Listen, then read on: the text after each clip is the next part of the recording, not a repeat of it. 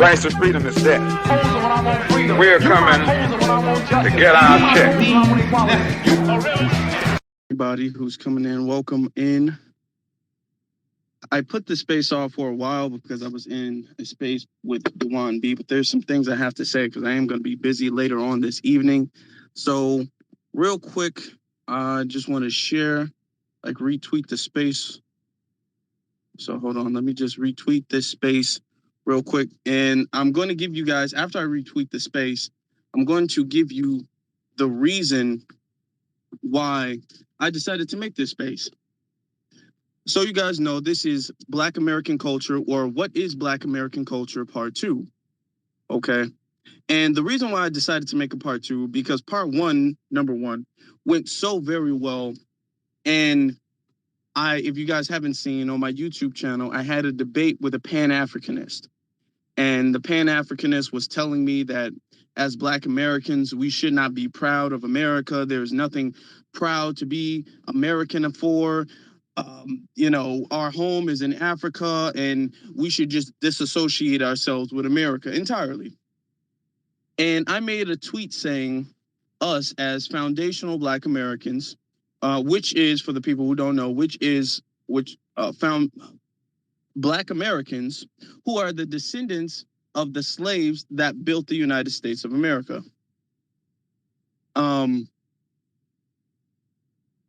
So we are the people who built this country, and we are the only people who ever get told that we should not be proud of the work our ancestors built. If we know anything about world history, this is why it's important not to know just our history. It's also important to know world history. If we know a lot about world history, a lot of countries, not just America necessarily, was built off of slave labor. You can look at Haiti, for example. Haiti was built off of slave labor, and that was documented. But yet, Haitians take pride in the work their people did. We're the only people who get told because our people didn't voluntarily build America through slavery, and then even after that, but through slavery, we shouldn't take claim to what our people built. So that means somebody else gets to fight. Somebody else gets to take claim over what our people built.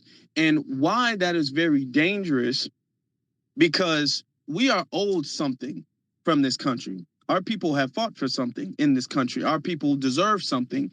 And intrinsically, we deserve something from this country because this is our country. So when you tell people that they don't belong here, that they shouldn't take claim in anything, then that means our fight is going to be different. We're not going to have the same fight. We're not going to have the same passion. We're not going to have the same morale when we're fighting against this country, when we're fighting against the system of this country. That's like if somebody breaks into your house, or if somebody breaks into a house and you don't feel like that's your house, it's just maybe a house. If somebody breaks into a hotel, you're not going to risk your life to defend the hotel. It's not your hotel. If somebody breaks into a store you work at, you're not going to have the same enthusiasm or motivation to pick up a gun or whatever the case may be to defend the house or store in that case, because it's not your store. But when it's your store, when it's your house, when it's your property, you're going to feel way differently about it. You're going to feel like this belongs to me. This belongs to my ancestors, my parents, my grandparents, my great-grandparents. I'm going to defend it no matter what. And that is what we have when we're talking in this space, when while I'm having this space. Hold on, let me take a small little sip. Okay. That is the importance of embracing our culture. That is the importance of remembering our culture and taking claim to our culture.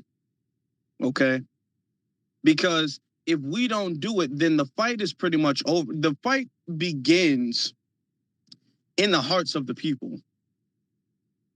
Okay, let me repeat that. The fight begins in the hearts of the people, in the will of the people. In order for any fight to happen, the people have to have a will to fight. We have to have a will to fight against oppression. We have to have a will to fight against injustice and enslavement. And that will is largely motivated by the fact that this is our land and we and our people have been treated unjustly in our land, in the country that we built. We lose a lot of the morale, we lose a lot of the motivation to fight for this country if we believe that we don't belong in this country. This is why we have such an issue with tethers, because tethers really are a people of no land. There are people who lost their land or who fled from their land, but they don't really have heritage in this land. So they don't care about dismantling the white supremacist system in America because they realize America's not really their home, but they don't really want to go home. They're just like a people who's just living day by day in any country that they feel is more suitable for them. That's really what they are. We, as Foundation Black Americans, are different from that collectively because we know for a fact that this is our land and this is the country that our ancestors built. Okay. So that was my beginning monologue. Thank you guys for coming in. If you guys could please, share the space out. I started kind of late. Well, I wanted to start this at 3 o'clock my time. It's now a little past 5. So I pushed this off a couple hours, even though I tried to be here, but yeah, I pushed it off. But I'm glad that you guys are in here. And if you guys couldn't be here for whatever the reason is, I'm glad that this is being recorded so you guys will be able to catch this on a playback. So I would like to start off by saying what I want to do is, to be honest, I want to redefine who we view as the founding fathers of this country. That's I'm looking at certain people to redefine who I think is the founding fathers of this country. So far, I have Crispus Attucks, and I have Nat Turner as two of the founding fathers, in my opinion. I don't think it should be George Washington. I don't think it should be Abraham Lincoln. I don't think it should be those people. I think it should be Crispus Attucks. I think he's more of a person who's qualified to be a founding father. Why? Because he is the first person to really set off the match that led to the Revolutionary War for America to become America in the first place. Crispus Attucks was fighting, he was leading slave revolutions all the way back in the early 1800s. So these are two people that I would believe should be the founding fathers. We have, and I'm going to put this up on the Jumbotron in a second. Hold on, let me just, I know I bookmarked it. Okay, there it is. We have people, not just the fighting that we did, and we talk about a lot of the fighting, but in every which way, we have built this country, not just with that, with the inventions as well too, not just with the inventions, because we've done a lot of things that people haven't really thought about as far as inventions go. We've done a lot of things like, I forgot the name of the person, forgive me for it, but the foundational Black American man who created or who innovated the first open heart surgery. As far as our historical innovations in the medical field, our historical innovations in science and technology, our historic innovations as far as teaching and literature. Now, those things are not necessarily inventions. So when you look up Black inventors, you won't even see those things. But if you look up the FBA inventors, when you look up the FBA innovators, when you look up the FBA doctors, all of these people way back over 100 plus years ago, these are the people who formed the country to where it is now. I want you guys to understand, and I'm sure a lot of brothers and sisters do understand this, but America did not, the America that we know of today did not exist right after slavery, right after when they said slavery ended in 1865. It's not like 1865 and then you have modern day New America. It was 1865, and then there was still a lot of building and development. Now, the foundation of the... Hold on.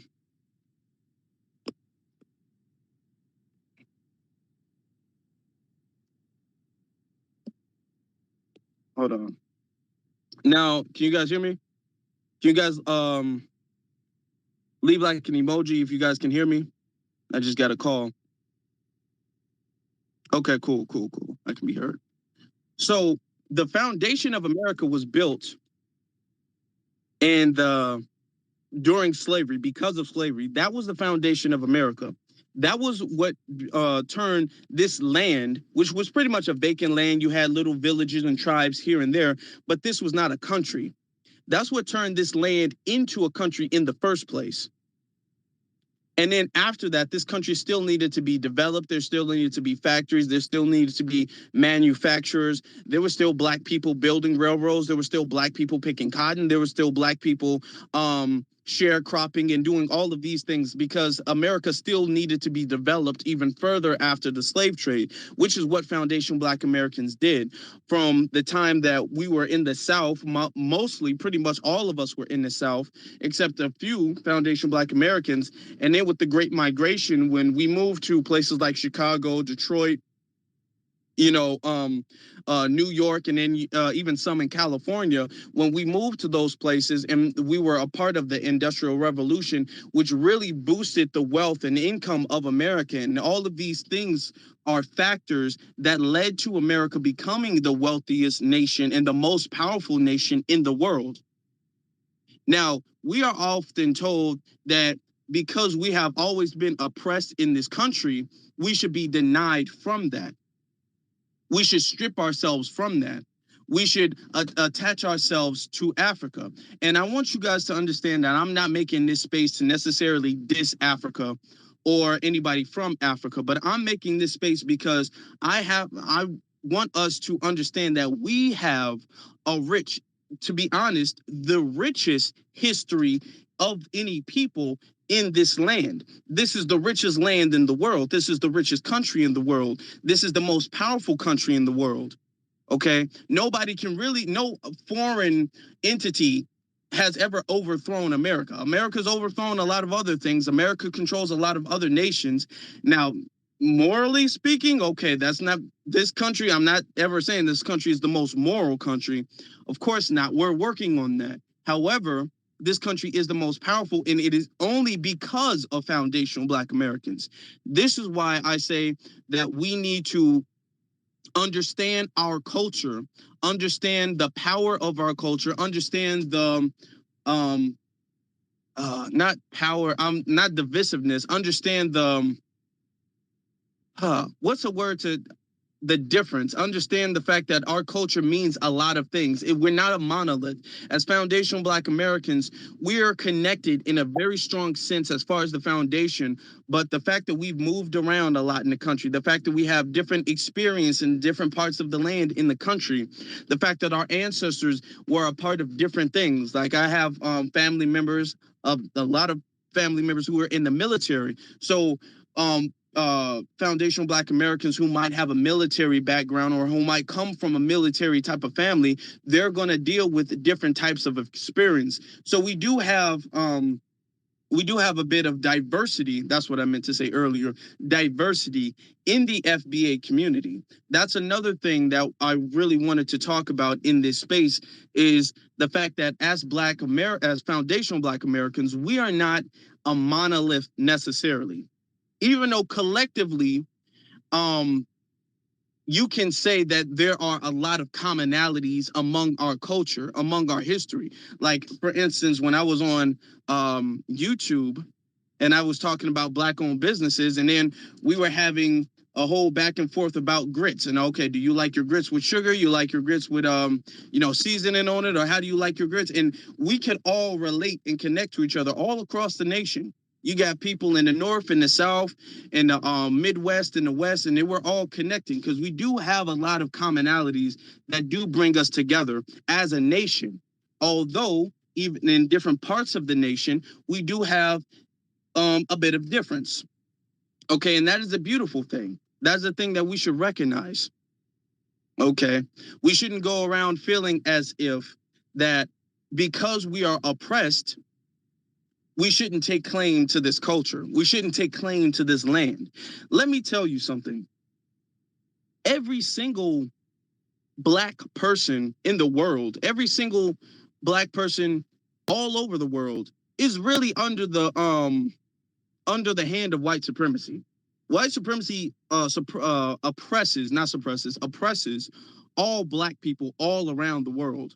So I don't want they brag about, well, they can take claim to their country. Jamaicans can take claim to their country. Africans, Nigerians, Haitians, they can take claim to their country, but we shouldn't take claim to our country. I want you guys to understand they're not independent like they say they are, like they claim they are. How you know a country is not independent is when another country can pretty much tell that country what they can and can't do as far as the laws within that country. America can literally tell another country, okay, you know what? We want your country to be this way with this law. And if you don't conform your country to this law, we're going to put a sanction on you. And that country, and these are black countries I'm speaking of, and that country will actually do it. That country will either change its law or they'll just live with the sanction. There are no countries that put sanctions on America, but America goes around the world putting sanctions on a whole bunch of different countries. That lets you know that these countries are not independent. These countries, you have other countries in the West that really go around and taking damn near free resources from these countries still today. They might have a bit more independence than they did 100 years ago, mind you, but they're not an independent nation. But that does not stop them from taking claim and paying homage to their nation, to pay homage and respect to the people who built their nation. Haiti is still paying reparations, literal reparations, to France. Okay, but they still wave the Haitian flag. They still celebrate the Haitian holidays. And so you guys know, I'm not trying to beat up on Haitians. I'm not trying to beat up on Caribbeans or Africans. I'm just stating what the history is.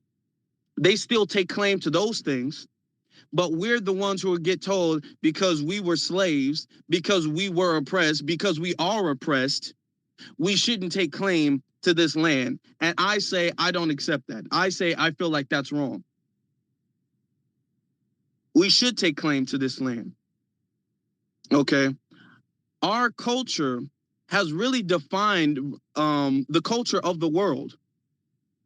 I want us to take this time to really pay homage to how much we have changed the world collectively, all over the world, not just America, not just in other black countries, but China, all of these other countries. These countries, they claim that Chinese people are so smart, Chinese people are so advanced, and they're so educated. Do you know that these people, I think it was Hong Kong, recently got left the third world status in the 1970s or 1980s? They were a third world country. You still had third world countries in China in the 1970s. And it was only because America started transporting its industries to China for cheap labor, but those were the industries that were built off of us.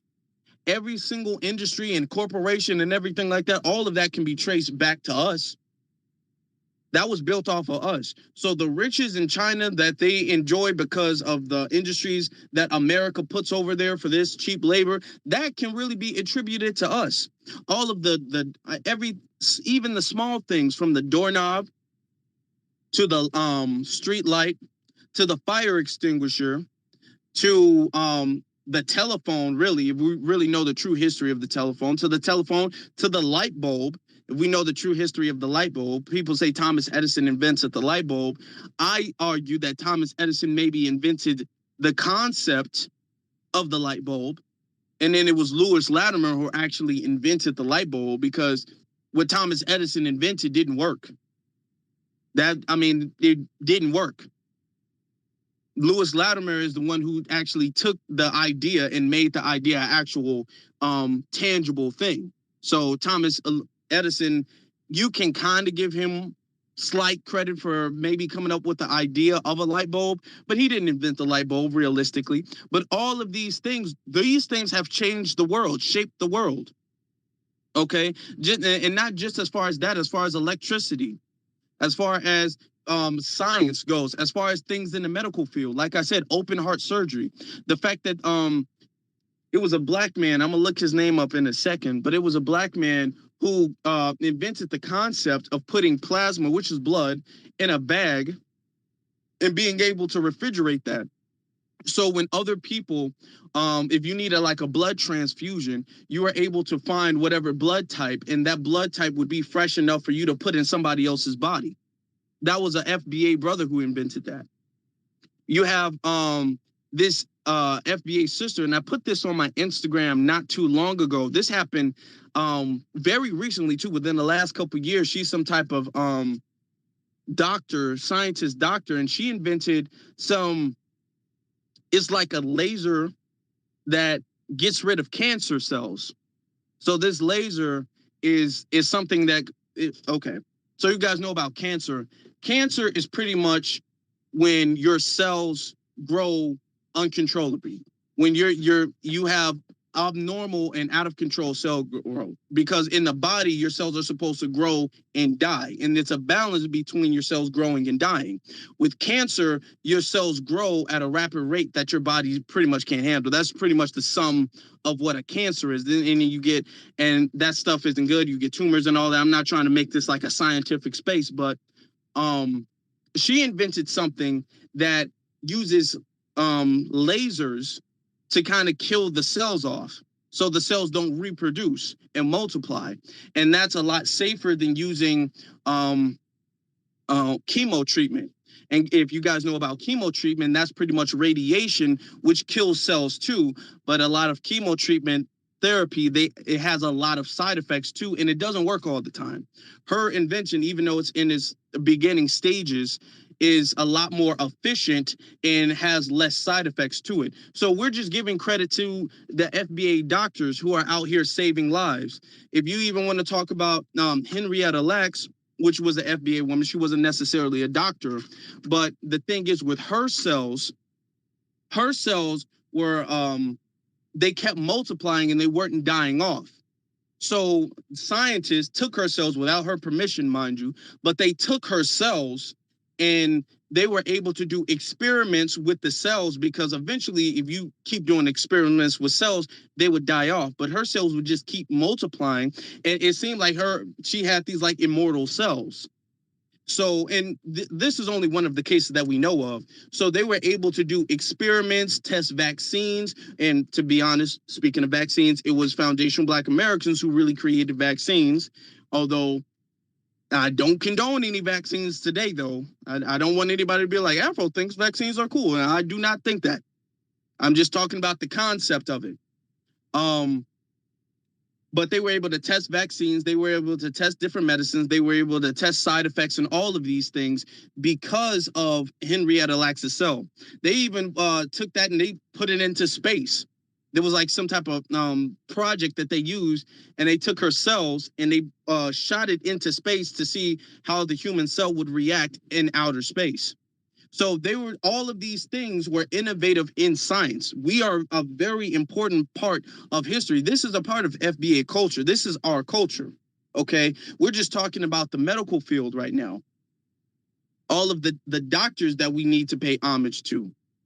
We can talk about the lawyers and excuse me for that. We can talk about the lawyers that we need to pay homage to, who fought against the system of white supremacy at the time when it was probably the most scary to do so. I mean, it's scary to do so now for a lot of black lawyers, but we can talk about Thurgood Marshall. We can talk about a lot of the lawyers who are fighting against court cases. We can talk about the fact that you had FBA brothers and sisters who represented themselves in court cases. We can talk about people like Sojourner Truth, people who represented themselves against the court and won. People who won against courts. They were not lawyers. We're always being told that we're less educated than other people, and we were winning against court cases, despite the fact that all of these things were we had our backs against the wall. And all of these situations, we had our backs against the wall, and we were still outcoming and winning everything.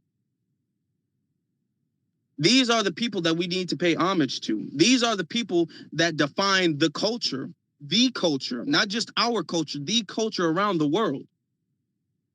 To be honest, not only should we be paying homage to our culture, everybody in the world needs to be paying homage to our culture. Everybody. If you enjoy playing golf, you enjoy that because of FBA. If you enjoy air conditioning, you enjoy that because of FBA. Okay? If you enjoy if people mop their floors, and that's because of FBA. Okay? Do you know that in the a time of World War II, I believe it was World War II or World War One. I think it was World War II. That's when they FBA brother invented the gas mask. Historians argue that they probably would have lost if they did not have that advantage. Imagine how much advantage you can have if your army has a gas mask and the other army doesn't even know what a gas mask is. You can just walk. You can throw a smoke bomb in a place and just walk in there, and they can't do anything. Not only to mention the fact that every single war, starting from the Revolutionary War, then the War of 1812, then the Civil War, then World War One, then I'm talking about the major ones, then World War One and World War Two and the Vietnam War. All of these wars that we won, that we didn't lose from, that we didn't get wiped off the map from, is because of foundational Black Americans. Do you know in World War II? Not World War II, I'm sorry. Do you know in the Civil War in 1862, the Union was losing against the Confederacy? Because at the time, it was illegal for Black Americans to bear arms in the military. Even despite the fact that we fought in I keep saying that. Despite the fact that we fought in the Revolutionary War and the War of 1812, it was still illegal for Black Americans to go in the military and bear arms until 1862 with what was the act? I believe it was called the second militia act. It was called second something militia act. Okay, and that was the act that allowed Black Americans to join the Civil War.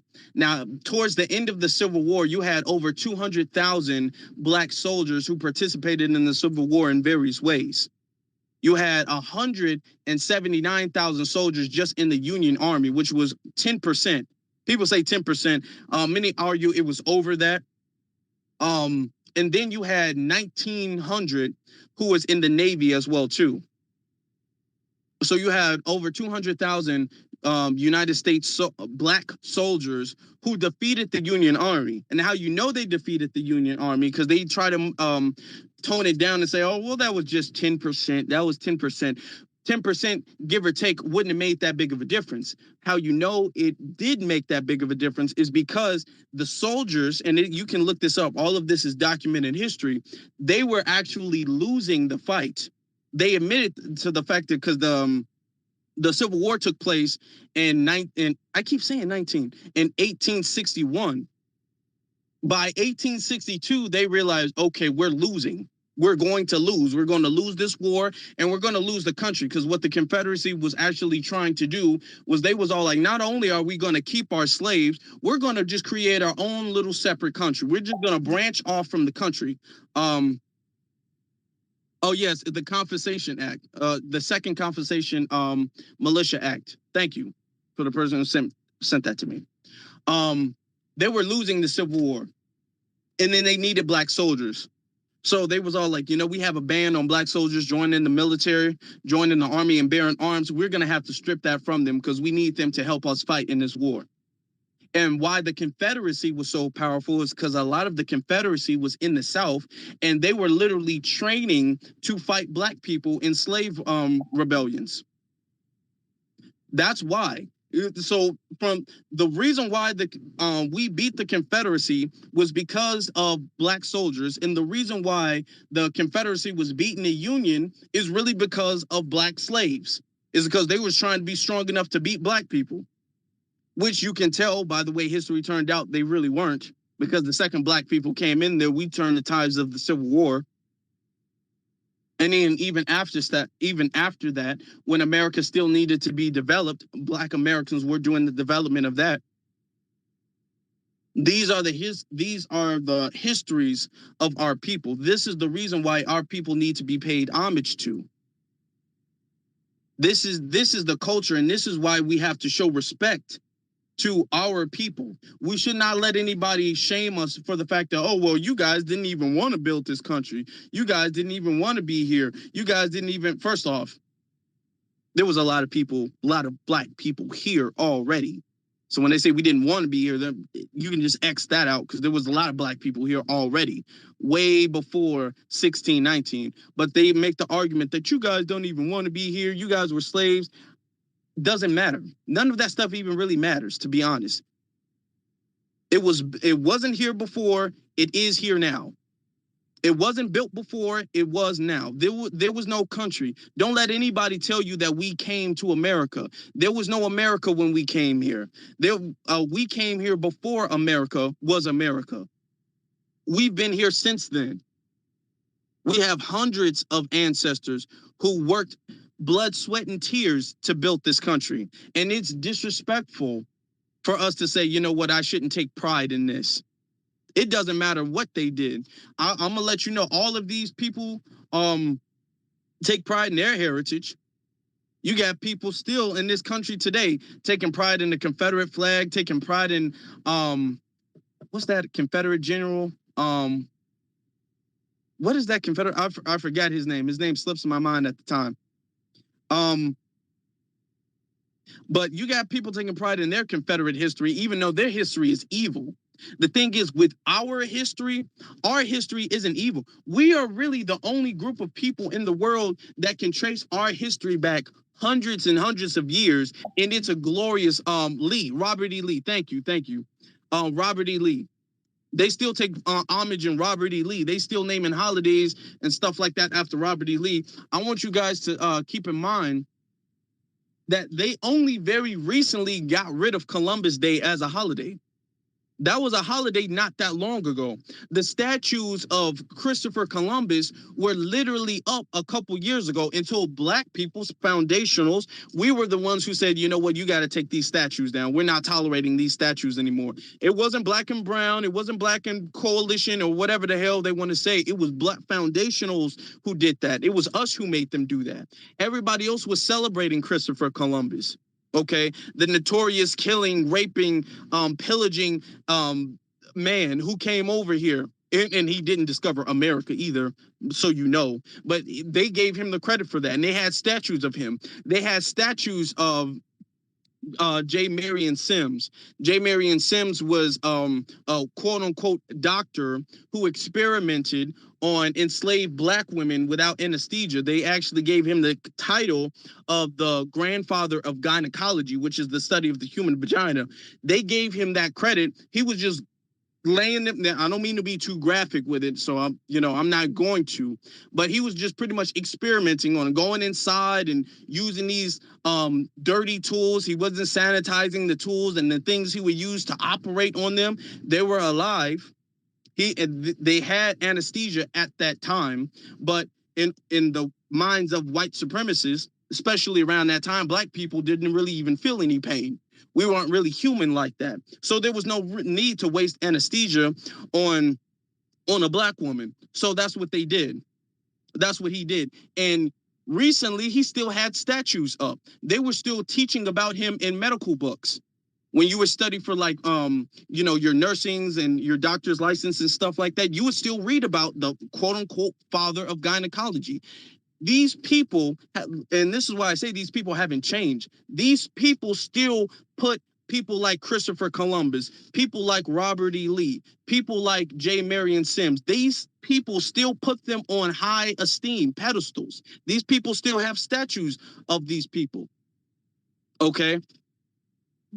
And we get told that we shouldn't pay homage to it, to what our people have done. If you look in our culture, we don't have anybody who's like that. There is no FBA version, no evil FBA version of Robert E. Lee. There is no evil FBA version of Christopher Columbus. There is no evil FBA version of J. Marion Sims. There's no evil FBA version of Joe Biden. There's no evil FBA version of Ronald Reagan. There is no evil FBA version of any of these people. All of the people, all of the high names of FBA people that you can think of, those are great people. We have great people that we pay homage to. You have people, and I'm talking all the way back from slavery, all the way from Nat Turner, Christopher Addicks, Harriet Tubman, Sojourner Truth, Ida B. Wells, Frederick Douglass. You know, I'm talking about, these are hundreds of years old. Martin Luther King, Malcolm X, Bobby Seale, Huey Newton. You know, I mean, I can literally go on. Rosa Parks, I can literally go on. Dr. Francis Cress Welsing, Sherazad Ali, Dr. Claude Anderson, Dr. John Henry Clark. I can literally go on for days of great people in our history. You can't literally name one negative person in our history that we hold to any high esteem whatsoever. None. In fact, anybody who does do anything negative in our culture, in our history, they get completely ostracized. That's why we look at people like William O'Neill with shame. No, you can't find an FBA person who says anything positive about William O'Neill. You cannot literally find one. The only people who kind of get a little bit of praise are the people that have been marketed as great people. Those are the people like Clarence Thomas, and those are the people like what's the name, Elijah Cummings, and you know who's that other dude? I spilled blood in Selma. Who's that dude? You guys know who I'm talking about. The Boule crowd. Those, and the only reason they get the slightest bit of esteem is because people don't even know what they really did or what they really represented. That's it. We don't look at anybody and say, well, yeah, let's just ignore the raping and murdering that they did and build a statue of them anyway. We have never done that to people. So we have a glorious culture that we should definitely be proud of. Okay, despite the differences that we have. Yeah, the good trouble. Some of the good trouble. Thanks for the beating and on the bridge of Selma. I thanked you for your job. I got in some good trouble that day. And to be honest with you, nobody really looked. Man, I can't believe I forgot his name. It's not Elijah Cummings. What is his name? That shows how irrelevant he is, to be honest. Because I just gave off like a list of 40 names and I forgot his. But that shows, damn, I still cannot believe I forget his name. That's crazy. That really is crazy. Okay. But Black people really don't even respect him like that. Black people don't even really look at him like, oh my God, this is a great man.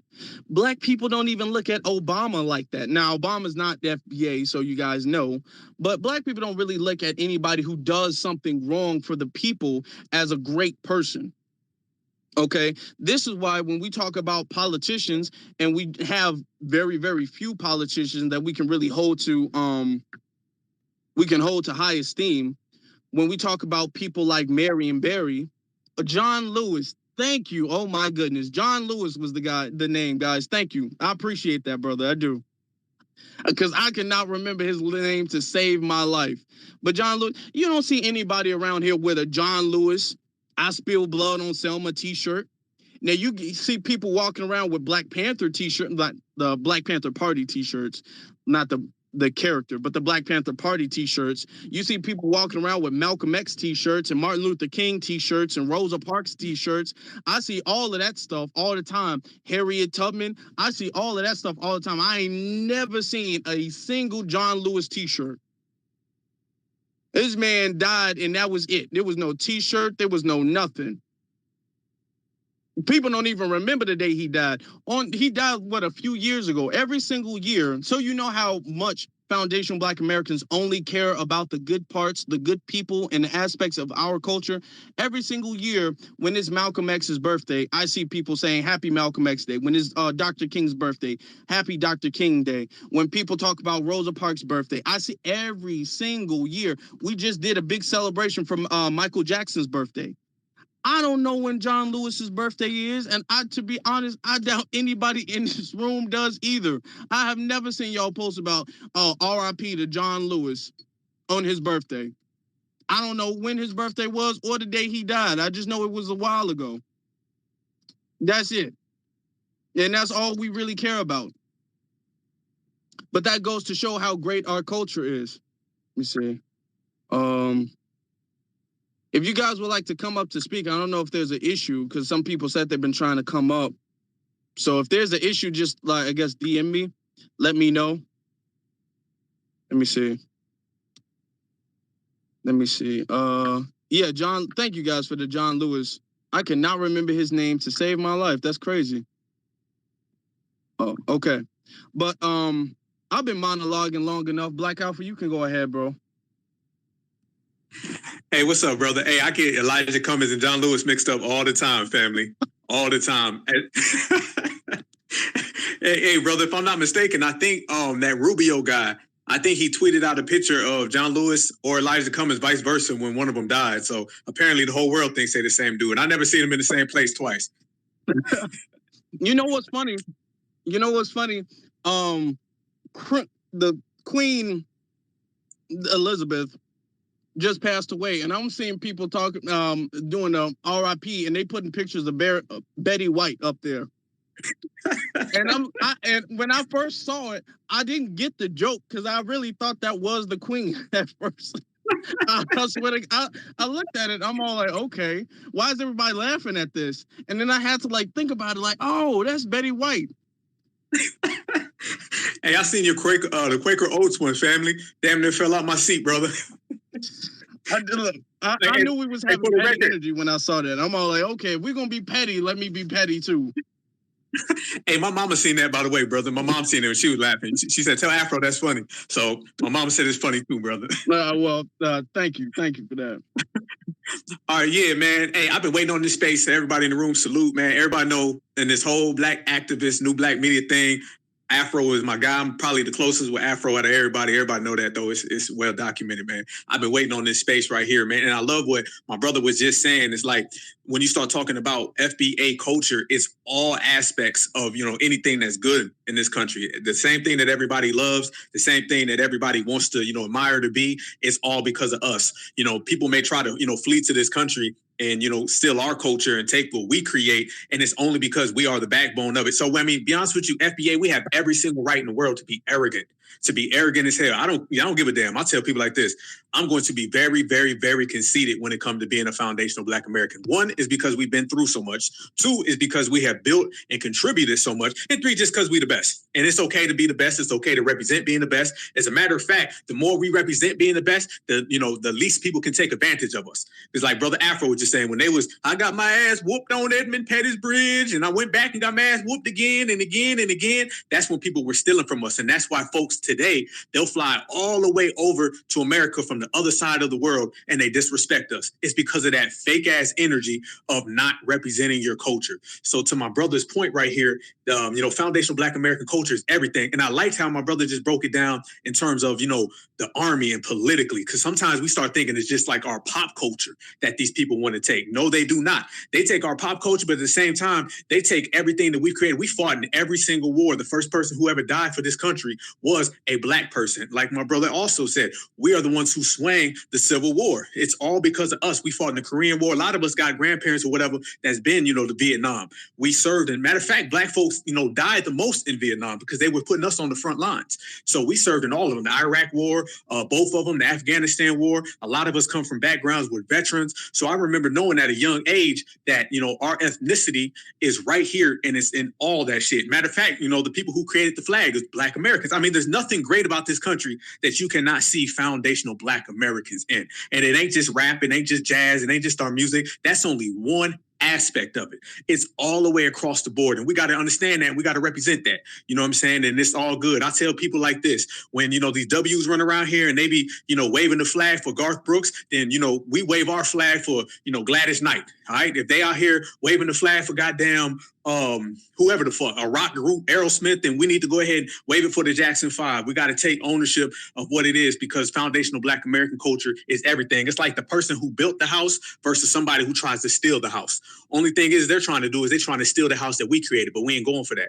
That's why I love this era right now and how we're regulating everybody and we're really taking true ownership. It should have happened a long time ago because we created this from the beginning. So we should have, definitely took over this country in our ownership, because back in the day, if people are old enough to remember, Black folks used to run around here and say, I ain't no damn American. Man, what has this country done for me? And they was real militant and like denouncing America. That used to be the whole play back in the day. But this era right now, we understand that we created this country and our piece of the pie, we don't surrender to nobody. Like our brother James Small says, he said, this is my country and I don't surrender it for a soul. So that's the best part about it. And the best thing is that we represent it to the core. We represent every aspect of our society. And just like Brother Afro was just breaking down, you got to see it politically, socially, in the military. It's every single thing. Being FBA, it represents all. And like, we all know we've been here since day one. I tell people, anybody who knows, there's been 5 eras inside of this country, okay? There was the indigenous era of Black people who were here before anybody. And then you had slavery, and then you had Reconstruction, and then you had civil rights, and then now you have whatever you want to call it, FBA era, reparations era, regulate, pull paperwork, snatch motherfucker up era, whatever you want to say. But whatever it is, it has foundational Black American fingerprints. So I just want to put that on the line, brother, and salute you, Afro. You know how to pull up to the space, family. You know that. Yep, definitely. Spitting the hot fire. I appreciate that, brother. Let me get to Havana. Hey, since y'all were on the subject of the military, I just wanted to throw a couple things out there. People that don't know the history of the Tuskegee Airmen and how they were treated, but they were the best flying team out there. And then it got to the point where the white GIs were literally requesting them to save their asses because they were getting blown out of the sky. And they never lost one envoy, not one. In the Korean War, same kind of thing. First Black parachuting regiment. My grandfather was a part of that. And I was watching some show, they were talking about Korean fried chicken. And then the guy had to correct the girl that was like, yes, Korean fried chicken is the best. And he was like, oh, you know why? Because Black American GIs, when they were stationed here, taught Koreans how to cook. And she acted like she knew, but she was shocked, but she didn't know. And another thing about the DAP and giving a pound. DAP standing for dignity and pride. And it was a way that Black GIs in Vietnam greeted each other because they was getting grief from the white GIs. And it was a way to make sure that they knew that they had each other's back. And now everybody does it, gives a pound, and DAP has no idea where it came from, no reverence for it. Everybody thinks it's just a greeting and don't even understand the political and cultural aspects that it came from. And so there's no area in which Black American culture and identity has not defined something globally. It's just no area. And so there's and speaking again of the military in hip hop, the term homeboy that is used in hip hop came from Black American GIs because that's how they would identify somebody when they were stationed abroad that was from where they were back home. That was the homeboy. That's where that terminology came from. So again, just, since we were on the subject of the military, I just wanted to throw a couple of those things out. Oh, and the Tuskegee Airmen were the ones that went to Ethiopia to help them fight Italy and train their whole aviation force. And that's it. Thank you for that. I appreciate that. I greatly appreciate that. We have to have respect for our Black soldiers because we don't get taught about them. Those people get suppressed. I want to give a special shout out to Henry Johnson. If you guys don't know who that is, you guys should look him up. He was a Black soldier, a FBA soldier who fought in World War I. And he fought and won against 20 German soldiers in World War I and came back and I forgot what type of awards and honors he received, but he did. And they do not talk about him at all. They don't talk about him whatsoever. And I'm talking not just him alone, but these are the Black soldiers, just like how our sister Havana was saying, These are the black soldiers who turn the tides of battle, who turn the tides of wars that they don't ever talk about. When they have their little history action movie documentaries that you see when you go to the movies and see, you don't see any black soldiers. They make it seem like there were black soldiers didn't exist. When I was younger, they would teach that black soldiers, and I'm telling you what they would teach me, people who are like my age when I was like 10. They would say that black soldiers didn't actually fight in wars because white soldiers didn't believe that black people were competent enough to fight. So most of what black soldiers did was they were like the chefs, and they were the cleaning crew, and they were helping with transportation, but they weren't really on the front lines. When in actuality, that's very opposite from the truth, because most of these black soldiers, these were the first people on the front lines. These were the main people doing the fighting. These were the main people winning significant battles, because not like you win a war in one battle. You win a war battle after battle after battle after battle. These are the soldiers who actually turn the tides of these wars, that don't get any recognition, that don't get any respect whatsoever. So it's up to us to put recognition and respect on their name. That's our responsibility and our duty. So thank you for that. Oh, and one more thing. Black Americans created Memorial Day. It started out as Decoration Day, and Black Americans created that too. Okay, thanks. Absolutely correct. Absolutely correct. That's our holiday. That's an FBA holiday that belongs to us. So this is what I'm saying. We have to take time and we got to pay homage. What is FBA culture? FBA culture is all of these great things. Everything that you can think of that... Hold on, let me see something. I forgot to do this. I was rushing. Hold on. Everything that you can think of that is great in a culture, that's our culture. That belongs to us. Everything, every bit of everything that these people take, not just our like a Black Alpha said, not just the hip hop, not just the swag and the clothes and the dialect. I'm talking about everything as far as fighting for different rights of people. Okay. Do you guys remember when Black Lives Matter? Now, I'm not a fan of Black Lives Matter, but do you remember when Black Lives Matter was a thing, how everybody was all like, oh, that's never gonna last. That's never gonna last. Whoop-de-whoop. And now you see everybody, every time somebody has a struggle, there's a struggle going on in Pakistan, there's a struggle going on in Mexico. Now it's Pakistani lives matter, Mexican lives matter. Everything that they do, everything that we do, they do too. We're the people who make things acceptable and unacceptable. If we do it, then everybody will eventually do it. We're just that great. You just have to kind of accept the fact that what we do, everybody's going to copy, because these are not original people. We are original people. So that's just what it is. That's just how great we are as a people.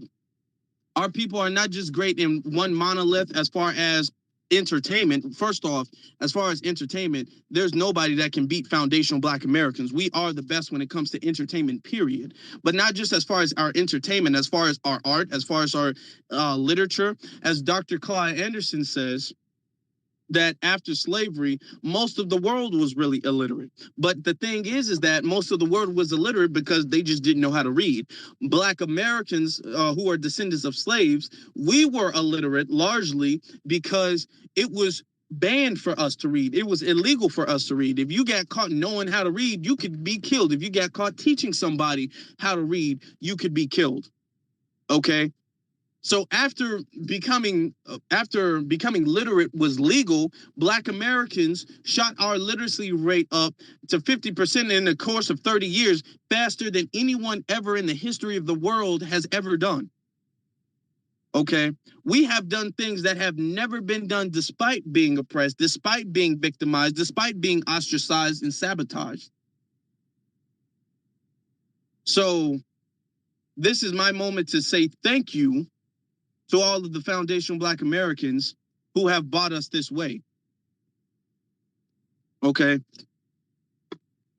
I want to give a moment to talk about the diversity, and well, not necessarily focus on the diversity, but I don't want us to focus, because too many times They try to make our history seem as if it was one thing, as if our history is either entertainment in struggle, our history is entertainment, struggle in this. Our history is literally tied into every single bit of everything in this country.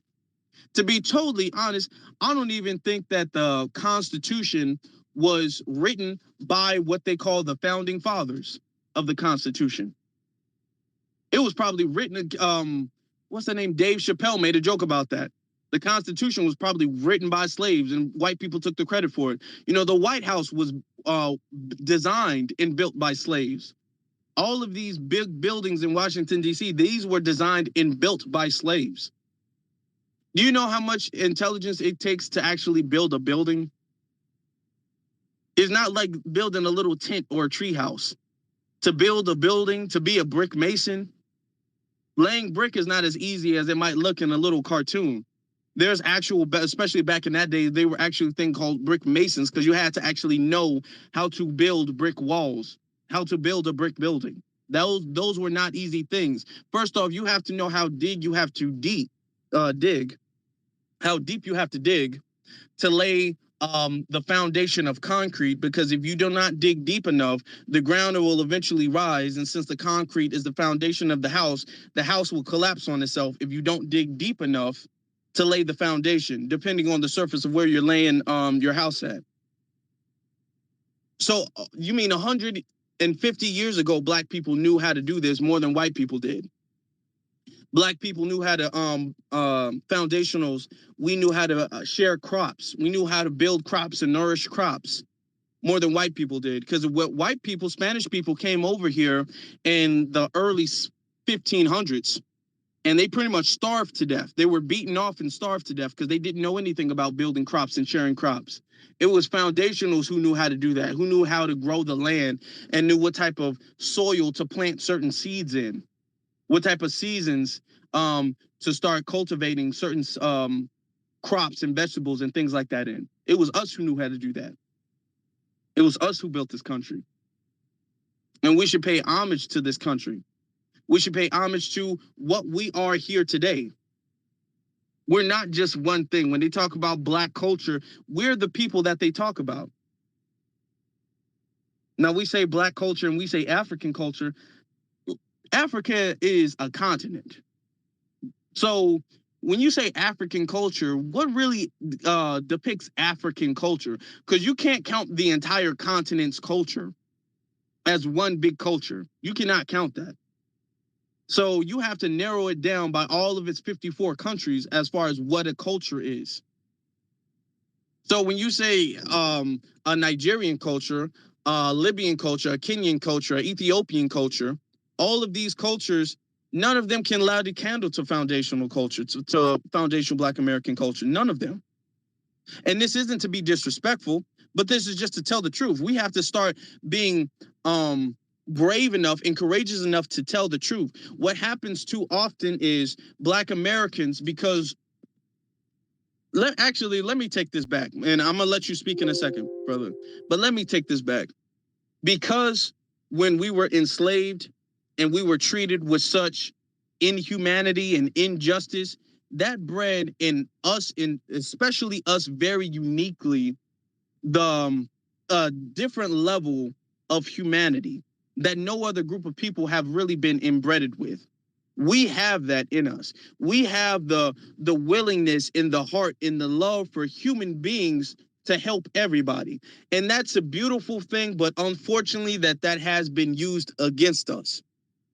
So that's why anytime somebody's hurt, we're rushing to the front lines. I got you, I'm going to save you. And that's why we want to team up. And that's why we want to have a coalition and love on everybody. Because we do intrinsically do have the, oh my God, we're all oppressed in some way. We have a level of empathy that's been embedded in us that no other group of people have. Now, we understand now that that's actually not a good thing, to have so much level of empathy, because you're going to have to eventually have empathy for yourself and your people, which means you're going to have to cut the empathy off for other people, of the other people who don't have the same level of empathy and care for you. That's what you're going to have to do. So Where was I going with this? Well, damn, I almost forgot where I was going with that, and I'm sorry about that. So that's where we came from in slavery. We came from that in slavery. And we grew up with that. And we have that level of empathy. And we had that level of saving everybody and doing everything for everybody. And we really have. We really have to a large degree. As far as Ethiopia, we saved Ethiopia from the Italians when they tried to invade Ethiopia. We were really the reason why apartheid ended in South Africa. We were out there saving the diaspora. We've been out there saving and fighting for the Caribbean. We've been out there saving and fighting for Hispanics. We've been out there saving everybody else because we believe that that is what people are supposed to do. But now we realize we should be focused our energy on anybody except ourselves because nobody else is going to do that. We're going to have to do that for ourselves. Now, along the way, if there's brothers and sisters who might be from the diaspora, who are cool and who respect FBA and want to build with us, and then that's a great thing as well too, you know. But as far as just running out there to save anybody's cause, we're not doing that anymore.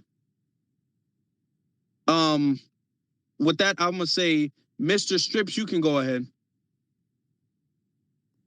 Thank you, Brother Afro, for allowing me to speak. Shout out to everybody in the room. I agree with everything you said so far. FBA is the culture. And I wanted to give a special shout out to the FBA sisters who in the 50s and the 60s made the complicated calculations for, America to go outer space with NASA. And it was also portrayed in a movie called Hidden Figures with the main role for Taraji P. Henson.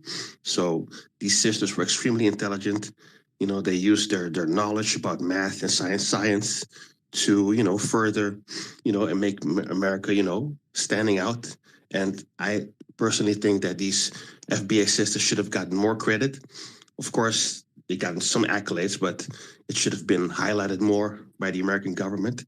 So I wanted just to give a shout out to these amazing FBA sisters who were just phenomenal with their knowledge and it's just amazing what they did. So big shout out to those FBA sisters for what they did, so that's what I wanted to bring to the table. Thank you. Thank you. And I appreciate that. And shout out to those sisters who did that. And they pretty much don't get the credit for it. A lot of what Foundation Black Americans do, we don't really get the credit for it. Let me let you guys know, do you understand how hard it is, especially back during those days, to be a Black scientist, to be a foundational scientist? That's extremely difficult to do when people don't even want you in the same room they are in. When you're in the same classroom learning about science, they don't even want you to do that. Dr. Claude Anderson teaches that, and to be honest, I'm not even that old, but I'm old enough to remember this. In classrooms, in Black schools, we would get the hand-me-down books of what the white kids used to get. So when they were done with their semester and they would have like a science book and they were drawing in the science book and they ripped pages out the science book, Black Americans, we would have to go to school early. Black students would have to go to school early with erasers and tape to tape some of the pages up, to erase some of the, the notes they would take. You know how sometimes you would take notes in the textbook?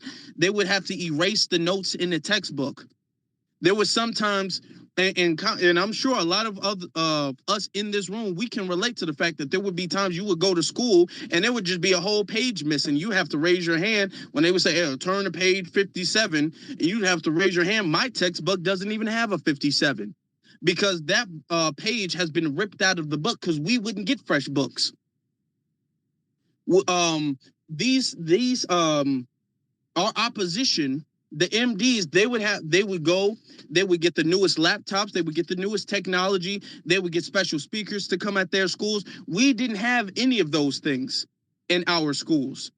And somehow we still made it to where we were smarter than them at the end of the day. We were inventing things and ingenuitors at the end of the day. We were the reason why they were even able to go to space. We were the breakthrough medical doctors. We are the breakthrough literatures and the breakthrough speakers.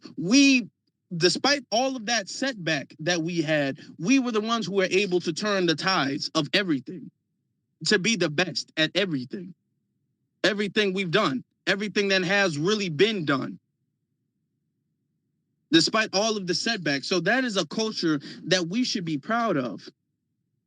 A culture that of a land that became the most powerful land that there has ever been because of us, and remains that way because of us. Because if you guys didn't know, the military is still disproportionately black. And what I mean, and I'm not saying mostly, because there's a difference between the word mostly and disproportionately. I mean, for the number of black people in this country, per cap, the number of black people in this country per census, we have a disproportionate percentage of black people in the military. So even still now, you have black people serving this country that never really served them. Like Black Alpha said, it was a black woman, I forgot her name, little black girl, who really invented the United States flag. Everything from the flag to the fighting of the country to everything in the country comes from us, stems from us. That's a culture that we should be proud of. Oh, let me see something. This text going on. Thank you for everybody coming up. If anybody would like to come up and speak, you can do so now. So I don't know if there's technical issues. Some people are saying it's not letting them do that, but yep, you guys can definitely do so now. And I appreciate everybody in here. I appreciate everybody in this space so far. Hold on. Let me get. I think Twitter is update because some of the request thing is different now on my end. I haven't hosted a space in a while though. But Keep Gravity, how you doing, bro? You recovering well? Yeah, just doing what the doctor said and just trying to make it to Monday, I guess, because they want me back on the plantation. Oh wow, okay. But I got a few more weeks there, and then it's transition to something new, so I'll deal with it. Well, that's good. Yeah, but on your topic, I gotta give y'all props, man, because like I said, without what you guys have put into work over this last, let's just call it what it is, 600 years, we wouldn't have the progressions that we have and the advantages, even though they're small now because everybody takes them away. But the fact that we have apps that are actively trying to censor you guys and prop up the other side, that just shows that they're afraid of you guys. And Black American culture is the culture of rebellion. I know a lot of people want to say it's all the Caribbeans and Africans, but after watching what that let's just call it that lady devil dying yesterday, it just finally enhanced what you guys have been saying all these years, that there's certain problems that you guys need to focus on. Her dying just is not one of them, but everybody else that claims to be what you guys are sitting there crying and taking out their Bridgerton costumes and brushing off their UK flags, and we're gonna be right down in front on them roots, throwing roses at her casket, and we're just gonna be sitting there like, okay, so when's this next Bucci the Bear cartoon coming out? So I gotta salute y'all for that, and I'm gonna go back down in the queue and listen. I appreciate you, brother. And you recover, man. You get your rest, bro. I'm gonna rest tonight because tomorrow I'm gonna do a little bit of school, and then 12 o'clock I'm doing a quick space, and then 3 o'clock I'm going in on Jamaica because the shit I saw yesterday, I don't care how sick I am, they gonna get this work. Well, salute to that. Go handle your business, bro. Yes, sir. You got to get that business handled. Yes, I appreciate you speaking. Let me speak on that. As far as this old lady, Queen Elizabeth, who passed away.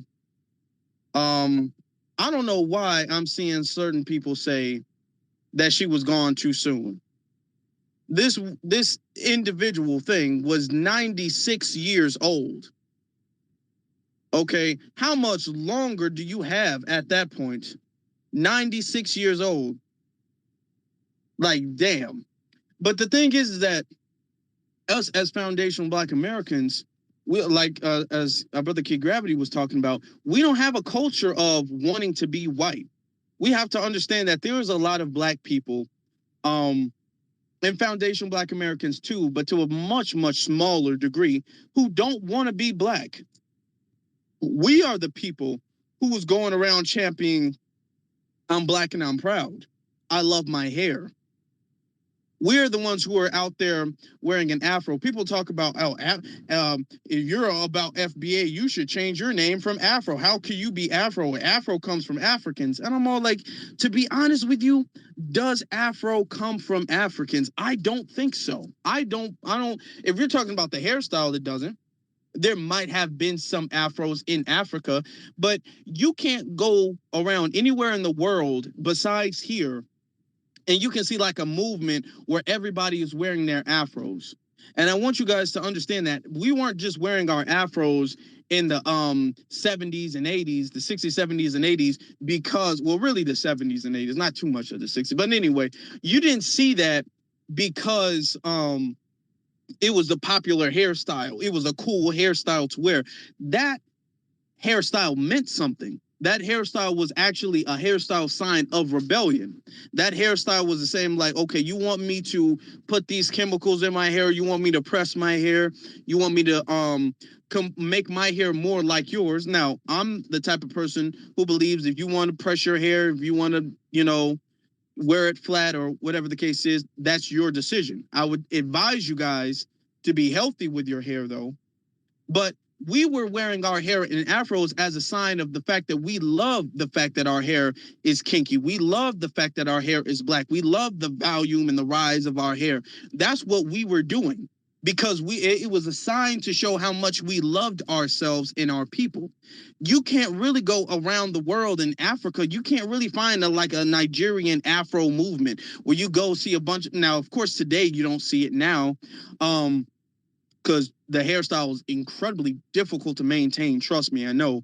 But I mean, the style is kind of a little played out now. But nowhere in their history do you see them like wearing afros as a sign of rebellion. Nowhere in the Caribbean history do you see them doing that. Or in UK do you see them doing that. That's our history. So when you talk about afros, just wearing afros, period, that's Black American culture.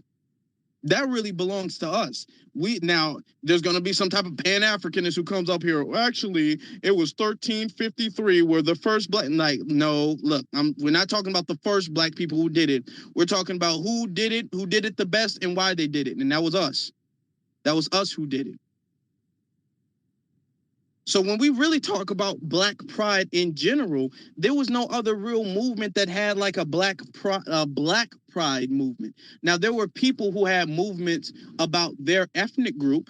There were Black people who had their movements about their ethnic group, like say 1804, and this isn't to disrespect anybody in 1804. Shout out to them brothers and sisters in 1804. But 1804 did it for the people of Haiti, and that's understandable. Okay, nobody's faulting them for that, but nobody was saying this is for Black people around the world. We were talking about Black people globally, period. We were talking about going to different places around the world and saving Black people and doing business with Black people. We were willing to, as foundationals, we were willing to take our movement to a global level. Unfortunately, it just wasn't really received that way, but that's the type of energy we were on. We were on and are on the dismantling of white supremacy, period. We've kind of been the only group of people collectively who've ever been like that. Every other group of people have been all like, yeah, okay, I want my people to be better. And then after that, then that's cool. Collectively, I'm not saying every single non-FBA individually, but collectively, we've been doing that. That's been our history. We've been the ones out here trying to save the world who hasn't been trying to save itself. Trying to save black people who haven't been trying to save themselves. So I definitely want to salute to our brothers and sisters. I just thought about putting John Anderson, who was the World War I soldier who defeated the 20 German troops. I just thought about putting him on my new black, I'm gonna call it the FBA. What did they call that? The founding fathers? I'm gonna call it the FBA fathers. The FBA fathers, Henry Johnson, that's what I meant, not Anderson, Johnson. Those are the people I meant. Give me 1 second, y'all. It's time for us to really take back everything, do everything. Now, I started this space a lot later than what I planned on doing so. So I'm not gonna really be on as long. I may be having this space up for maybe another 30 minutes. It depends. It depends. So if anybody would like to come up and speak, I would greatly appreciate that as you guys, are coming up to speak, because I'm not going to be, it's not like I'm going to be on for like another 2-3 hours, unfortunately, because I started a little bit later than what I planned to, and I have some other things to take care of. There will be more spaces as well, too. I've just been kind of busy doing a bunch of different other stuff. But Black First, Coon Killer. Oh, wow, that's a name. Powerful name. You can go ahead. What's up, brother Afro? It's me, formerly B1 Badass. You remember? Oh, B1. Okay, yeah. Okay, I got you. Yeah, man. B1 Badass. How you doing? I'm all right, bro. I was just trying to weigh on what you were saying about John Lumphead ass mumbling bumbling Lewis. Cowardice is not something that's honorable in foundational Black American culture. That's why he will never be remembered. I literally get him mixed up with John Lewis all the time. There's no kids. He wants to be looked at as the successor to Dr. King, but he'll never get that because it wasn't genuine. This nigga was on the payroll until the day he died. You know what I mean? And he's done more for illegals than he ever did for blacks. He actually was against the Black Power movement of the 70s. You know about that. He was against the Panthers and everything. So, we need to just call these people out, keep calling them out, and we're going to decide who's going to be the people we look up to in our history. We're not going to let them do that because they want us to have a John Lewis or a Barack Obama. They want us to have Tethers and Coons to look up to, but we know whether you're in this or not, when you're looking at a coon. And I'll just land right there. Exactly. And thank you very much for that. Because as in the words of Professor Black Truth, we have to be the ones who define our culture. We have to be the ones who define our holidays. We're the people who make a holiday acceptable or unacceptable. Okay. We were out here celebrating Juneteenth before Juneteenth was a federal holiday. I want you guys to remember that. I'm sure you guys do. That them making Juneteenth a federal holiday, that doesn't mean anything because we were already celebrating. We were already had people taking days off, people planning vacations and barbecues and family events years before it became a federal holiday. It's not like we just learned about it. Okay, so we've already been doing that. We've already been celebrating our ancestors before it was a federal holiday. We don't need a federal holiday. They're not going to tell us who we celebrate. They tried to make us celebrate John Lewis. They tried to make us celebrate Elijah Cummings. They're trying now to make us celebrate Barack Obama, and we're saying no. I want you to understand our power doesn't just extend to our people and what we celebrate and what we don't celebrate. Our power and our influence extends to other people too. If, like I said earlier in this space, there was a point in time when we were all celebrating, or not we were all celebrating, where America was celebrating, what's the name? What's that dude's name? Christopher Columbus Day. There was a point in time when America was celebrating Columbus Day, and they're not doing that anymore. That's because of us. That's not because white folks decided to not celebrate Columbus after centuries of knowing what Columbus did and after centuries of celebrating and worshiping Columbus. It's not because white people are like, hey, Columbus is a bad dude. We just realized that. Let's stop celebrating him. It wasn't until very recently his statues went down because we made them take that down, because we said that those statues aren't acceptable. That was us who did all of those things. Okay? We're the people who make evil unacceptable because nobody else is going to do it. Nobody else has really done that. Everybody else tolerates that and accepts that. Hold on. I didn't mean to press that. We're the people who make those moves and make those decisions. Havana, you can go ahead and then we'll go to Black first. Oh, along the lines of what you were saying about nothing changes until we change it. Native red people were complaining about the Washington Redskins for years, and white people ain't give a shit until black people and all the stuff that started going down in 2021 said, all right, it's enough. The name came down. Nothing moves if we don't move it. Exactly. And this is why every group of people need us to be a part of their movement. They need us. We're the soil. We are literally the foundation to their movement. If we're not there, they're not gonna have one. If we're not there, they're gonna flop. They come up with all of these complaints. Our people are oppressed. Our people need help. And if we don't help, then their complaints will fall on deaf ears. We're the only people who make things actually change. Just like our sister Havana said, I remember they've been complaining for years about that, and nobody cared. Their complaints were falling on deaf ears until we actually looked at it and we said, hey, you know what? That's not cool. We about to fix this. And then next thing you know, it got fixed in such a short amount of time, considering all of the pushback that they were getting from the red Native Americans. Black first, Coon Killer, you can go ahead. So that's basically what it is, being the moral compass of the world, not just of this country, the moral compass of the world. You know, these tethers try to lie, and when you ask them what they say about black people, they try to say, oh, we viewed you as all as thugs on TV, but that's a damn lie. They knew about Martin Luther King. They knew we were making ground shake over here and making things that we needed to have happen. Okay, they knew what was going on. That's why they fled and came over here. And speaking of when you were talking about earlier, like the structure of building and stuff, I'm down here on vacation in Galveston, Texas, and driving down their old downtown area is an area that was built by slaves. And just that's all over this country, though. Our people were the first to really make the biggest mark on this country, and it's really underappreciated. It's something that needs to be done. We need to really change this. BET Awards is coming up in New York. Every FBA that's in New York needs to go and show up and pull up and do something about Fat Joe. I'm gonna just stop right there. This shit's making me mad thinking about it. Yeah. You notice, speaking of Joe,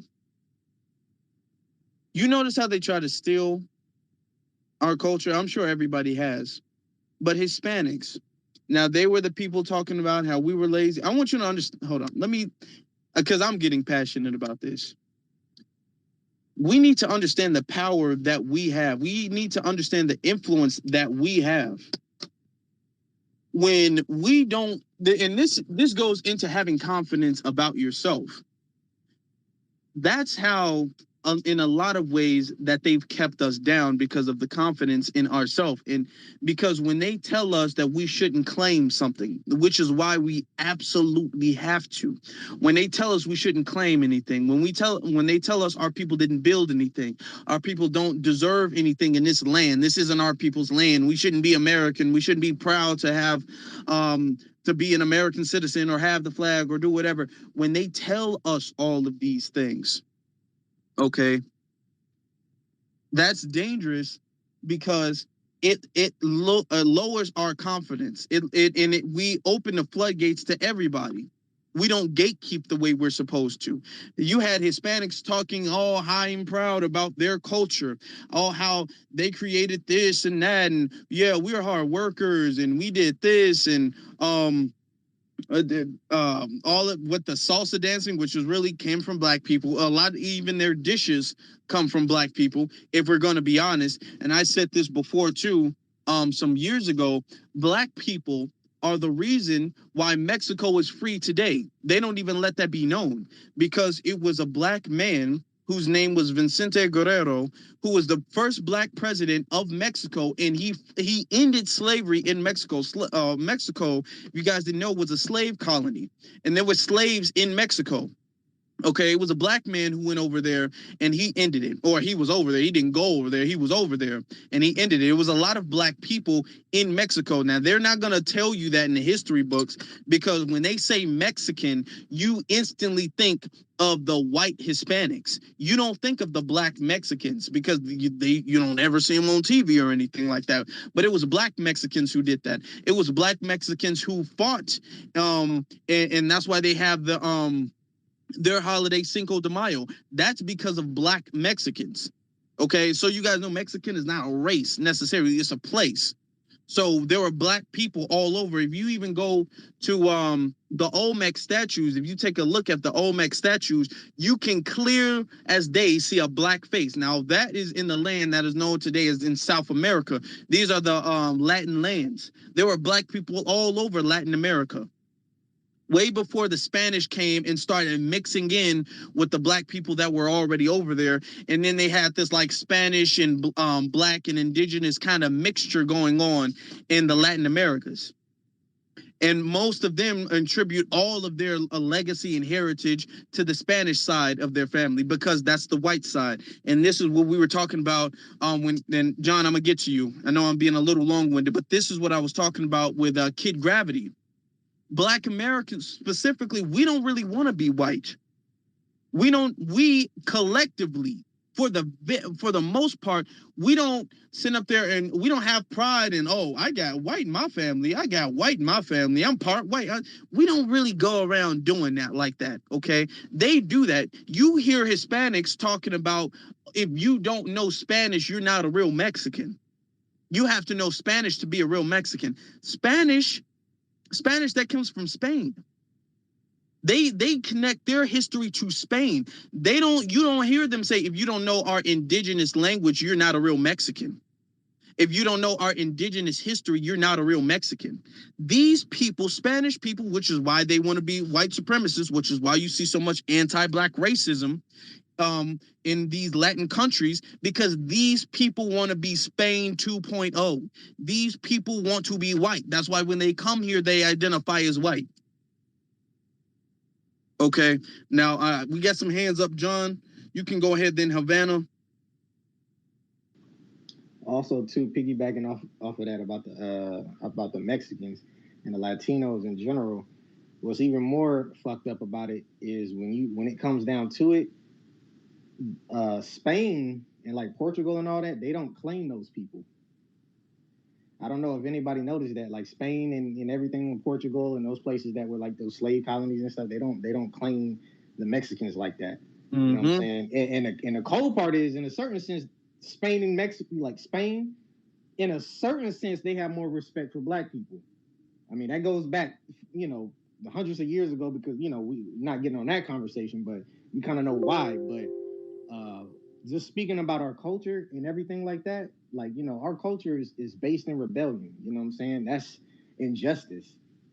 Everybody around the world can understand justice. Everybody around the world understands, you know what I'm saying? Like, everybody around the world, especially during 2020, they've experienced a lot of the same stuff that we were going through, and they stood up to their governments. You know what I'm saying? When we were going through everything, it's like they followed our lead. You know what I'm saying? It's like, nigga, we got a George Floyd over here too, so we about to bang on the government too. You know what I'm saying? And then when they didn't look at the immigrants that were here, you know what I'm saying, running and fleeing. They don't have respect for that. You know what I'm saying? There's some people over in Africa, bro, who don't want to leave Africa. They want to stay in and fight. They're, you know what I'm saying? So when it comes down to just our influence and everything like that, a lot of people, they tend to look up to us. You know what I'm saying? And the white supremacists, they understand this. They understand that if black people, if we just continue to just beat us down, just try to tell us that we don't have, we don't build anything and everything like that, you got to understand, all of the music genres here, if we built all the music genres here, if we built all that the United States is here, we can easily create our own system. If you built everything here, if you created hip hop, jazz, you know what I'm saying, all of these different inventions, you can easily make your own system. You can replace this system. All we have to do is just put our minds to it. And that's what they're afraid of. That's why right now we're going through this cultural revolution right now, and it's scaring everybody. I'll just land there for now. You're right. Absolutely right. I'm gonna touch on that in a second, but let me get to Sister Havana over here. You can unmute yourself. Yeah, I just every time something comes up and something comes in my head, I just want to share. I don't mean to be talking so much. When you're bringing up the Mexicans, a lot of people don't know that there's a town in Mexico that was the southern leg of the Underground Railroad, where there are the descendants of Black Americans, and the elders who just speak Spanish still sing Negro spirituals in English, and they celebrate Juneteenth. And the village is called Birth of the Blacks, and the people are known as Seminoles and Muskogos, but they're the descendants of Black Americans, and they still hold on to that pride in being connected to being Black American. Again, these people speak Spanish as their first language, but they still pass down Negro spirituals in English to their children and celebrate Juneteenth. Okay. Well, I learned something. I didn't even know that. Thank you very much for that. I just learned something now. That's very interesting. And the thing is that we've always been, to touch on what you just said, we are people with pride, but our pride we've been told to misdirect our pride. We've always been incredibly prideful people, but we've been told our pride shouldn't be in America. Our pride should be in the motherland, in Africa, because that's where we really, really come from. We really, really come from Africa. And the thing is that we can't be proud of a place that we really don't come from. And let's just be honest. We really don't come from there. We haven't been there in centuries. Our people haven't been there in centuries. If we was to go back there, if our grandfather's father's father went to Africa, he wouldn't even know where he came from. We are so far removed. Our people are so far removed that there's no connection besides maybe a DNA connection. And I'm not saying that we didn't have Africans who came over here during the Middle Passage. I'm not saying that, but we are our own very unique people. We are no more, quote, African, which is a continent. We are no more, quote, African than a Haitian is, than a Jamaican is, than a Caribbean is, than somebody from the Dominican Republic. We're no more African than they are. OG Keys, you can go ahead. Brother, peace to you and peace to the room. Can you hear me? Yes. Yes, sir. All life come from Africa. All life, not just Black. All life come out of Africa. So for anybody just to say that, we are the only people that come from there, and they try to put the stigma on us that we have to be committed to Africa is nonsense, because all life come from there. So our focus, intermediate focus, is here, because there's a debt that's owed to us, and we got to get that bag. At just point blank period. I'll land there for now. Yeah, great point. When we say we're from Africa,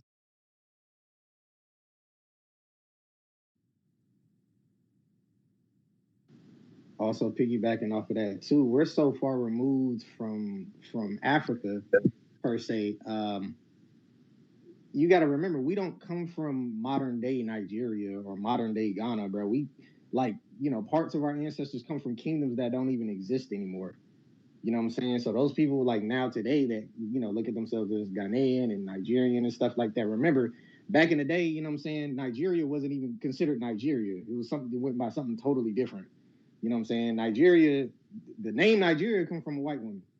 You know what I'm saying? So that's just how far removed that we are. The only thing that I would say that, you know what I'm saying, culturally that we may have in common With Africa, maybe I would say from a spiritual perspective, I would say, just in my opinion, would probably be voodoo. You know what I'm saying? Just from the lady, the Queen of Voodoo in New Orleans. You know what I'm saying? The foundational Black American woman down there, Madame Nouveau. You know what I'm saying? But outside of that, that's pretty much it. Exactly. I want you guys to understand. Before I go, let's give a little bit of history to this. Black people have been here willingly. Black people have been on this land, not this country, but on this land, way before the European colonizers came here. So much so that they documented that the natives that they saw, when you go and look at the documentary, not documentary, you go and look at the documentations. Did I just say that word? When you go and look at the documented statements of the European colonizers when they first got here and they described what they saw as natives, I want you to notice how all of their descriptions were like of black people. They only said these people had dark skin. These people had coarse hair. These people looked like the people from Ethiopia. And at the time, because Africa wasn't actually named Africa until like the 17th century. So at the time when they first started coming over here, there was no, Africa was not like the name of the continent. They would call it like Ethiopia or Liberia or something. They would literally call Africa Ethiopia. So when they said that these people look like the people in Ethiopia, they're saying that these people look African. These are black people. Notice how none of them would, there's no documentation. I'm just making up words today. There is no documentation of them saying that they look like red Native Americans. All of their documents saying, I cannot say that word for the life of me. All of their documentations are saying that they look like black people. Let me pass the mic so I can regroup myself. Trey, you can go ahead. Then we'll go with Jalil. No, I hope I pronounced Jalil. Okay. Appreciate you having me on. Also appreciate everything you're doing to contribute to this awakening we have going on. A lot of things that you're saying, and I've been binge watching Treating the Sheep, Professor Black Truth, and Jason Black, and everything. Just trying to re-educate myself because nothing that they're teaching me about my past, our past, is stuff that we learned in school. So it's almost like a childlike in picking all this up. So I guess one thing I want to figure out, like, with us, the whole out of Africa thing is a theory. Like, I know everyone's not biblical, but even biblically speaking, there were people on this earth before the continents were split. So I'm not even, and also you have to take into account that everything that we're taught is taught by what it was passed through what the Vatican and Smithsonian and all people that are our enemies that they taught us things for a specific reason. So it's almost like once you realize that everything's a lie, it's like, to what lengths did the lie really go? And we're only just now discovering a lot of this stuff because a lot of these books are now readily available. So I see a lot of momentum picking up in like discovering the truth and discovering like who we really are and what we're up against. So one thing that really pushed me in this direction, maybe binge watches, I look at the news and a lot of the messages and all the things they push onto us and then gaslight us when we recognize what's really going on. And it's really blatantly obvious unless if you really like think about, how they weaponize everything. And then even like a lot of my family, everyone, is well educated, and I'm the only one in my family that's not vaccinated. But a lot of my friends that I gravitate towards, they all get it. But it doesn't. It seems like we're a small minority. So I'm wondering. Like I said, I've been binge watching lately because I'm just now discovering these channels, and I'm wondering, like, are you seeing growth where people are awakening? Because when you see like Megan Thee Stallion get the key to the city, and then them remixing the Proud Family to push their agenda there, and everything we have going on in that regards, I'm just hoping that we're able to keep up with this movement. Keep up with the people that are indoctrinated to not realize the truth. Like, even to the extent, like, I didn't realize the way that a lot of Africans looked at FBA folks, because I always looked at them with like as brothers, proud of like everything that they've done in their homeland and their history and all that, and then for them to come here after what we fought for and look down on us while eating off of what we built here, that's a new reckoning too. So they've even weaponized our cousins in the diaspora against us over here. So, like I said, just considering everything we're up against. Other thing, I'm sorry, this is my first time jumping in, so it's good to be in company of people that are putting truth out there and everything. One concern I have is that it's not in our nature, coming from places of abundance, to be as wicked as the people that we're up against. So I'm concerned that will we ever, like when you see people in the courtroom forgiving the folks that do harm and kill them and everything like that, like if it's not, is it in our nature to even be able to compete with someone that's willing to go to whatever lengths to be more wicked than us, and we don't even have it like in our hearts to treat people like this with such inhumanity, I'll land my plane there. Okay. Oh, my mic was muted the whole time. Oh no. Okay. I didn't notice that. Well, thank you, brother. I appreciate that. To answer that question, and if anybody else would like to answer that question, I say there's a natural balance to life. There's a natural way life is supposed to be balanced. The world is supposed to be balanced. People are supposed to be balanced. Men and women are supposed to be balanced. There's a natural balance to everything. Now, what white supremacy does is it creates imbalance. It creates injustice, and that's not what it's supposed to be. So we are correcting that. Now, can we do it with the people who are out here trying to forgive and who are trying to get along with white supremacy? No, we can't. But collectively, I do believe we have enough of us who will be able to dismantle white supremacy because we don't need the majority. I agree. I'm going to be short with that. Jalil, you can go ahead. I agree. Peace to the family. I totally agree. Afro Elite. We cannot build with people who believe the kumbaya. That's over. I say that the time is now. It is our time with the collective and like-minded people who thinking in the same in the same light or what have you.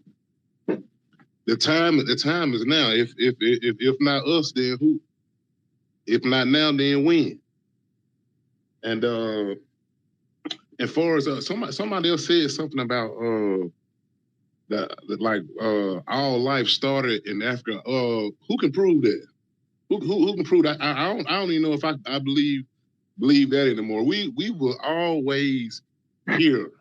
We can prove that. We know that. We can trace all our lineage and greats to here. If anybody, I put up some money. If anybody can trace their family back across the water, who say they were descendants of slaves or whatnot, it was already millions of 20 to 25 million people here prior to the 1400s. To the 1400s. It was already millions of melanated people like us here. And you gave a correct account when you said all of the accounts of the travelers, the foreign travelers, the foreigners, the paleface, when they came here, all of the accounts, every last account that was given about the people that they encountered when they got here was already people that looked like us. It was us. So, man, I say peace to the family, man. It's us, bro. It's us. The time is right now. We can't keep letting it. We can't keep letting it slide. We can't let it go like this. I land right there, bro. Yeah, definitely. We can't let it slide. I was talking about the theory about all life in Africa because of what is known as Pangea. And technically the world was like every bit of land was like one big country. And I believe they said that the earliest human, and the reason why people make that argument is because they said that the earliest human life forms like civilization can be traced back to Africa. So that's why people make that argument, and then people migrated outside of that. I don't think that doesn't debunk the fact that we were the first people on this land, on this world where we call America today. I don't think that debunks that, but I don't necessarily feel like that needs to be the topic of conversation. The out of Africa theory right now. That does. I mean, you can believe what you want to believe about how human life started and all of this and that, but Right. we are the first people here. We've been here. Right. I mean, that's the point. Yeah. Right. so that's the thing. And even if we weren't, like I said before, even if we weren't here, we did build the country. The country wasn't here before we came here. The country is only here because of us, because of what we've done. Right. So this is why I have an issue. And the reason why I made this space, again, for the people just joining us, the reason why I made this space is because I debated a Pan-Africanist, and he said something that really bothered me. I didn't let him know that it bothered me, but it did, because he was all like, well, I don't take claim in America. We shouldn't. The foundation of America is only horror and racism and colonialism and all of these bad things. And I'm all like, as much bad that America has, and best believe that I'm not going to defend America's sins to any degree whatsoever, but that doesn't mean that we shouldn't take claim to it. That doesn't mean that some of the greatest things in human history didn't come out of this country. We talk about a lot of the bad. The bad is on the white side of history, if we're going to be honest. The good parts about this country come from us, and we need to pay homage to that. OG, you can go ahead. Brother, I'm build with you. Foundational Black Americans, we are the lineage of resistance to white supremacy. We're the only lineage. We're the only people that we're here to go against this powerful enemy. I can't think of anybody across the diaspora or Jamaica or anywhere in the Caribbean, the islands, or in Asia, anywhere that has a lineage of people that go against a powerful government like white supremacy that is systemic. So we are the lineage of resistance. We ain't going for the good stuff. We ain't going for the bullshit that's been placed on us, on our ancestors and things of that nature. We are here, and they know we're here. So I just want to build right there, but that I totally agree, brother. I land. Thank you. Thank you very much. I appreciate that. Trey, you can go ahead. Appreciate that. And I don't want to derail like conversation, because like you said, the Africa theory, that's really like an afterthought. We can figure all that after we focus on dismantling the current system of white supremacy. That being said, although a lot of the fights we take on aren't appreciated by the people that we take on those fights for in the diaspora, here in the belly of the beast, do we have some responsibility to do our best to prevent the government here from victimizing the continent of Africa? Like even now, the military building bases over there, and just like being here, is there anything? Because like you said, we have the spirit of fighting back. So it's just that being considered. I know we have our own fights to take on, but is that worth considering it at all, or is that? Are you asking, is it worth considering like taking on people's fights or assisting them with their fight? Like, I mean, if we're in America and this country is doing harm to other places, and we're here in the belly of the beast, in the house, is there anything we can do to discourage our government from building bases to pillage the African continent? Because we're here. We can do it. Maybe we could do it more easily than they can. I don't know. Or I guess they're the majority there, so they have more ability to do that than we are. So than we do technically. I'm not sure. You know, he said it's in us to fight and everything. When you see wrongdoing going on, especially to other people, it's hard not to want to help. You know. Mm-hmm. Okay. Well, to answer your question, we can do something, and that's what we're doing right now.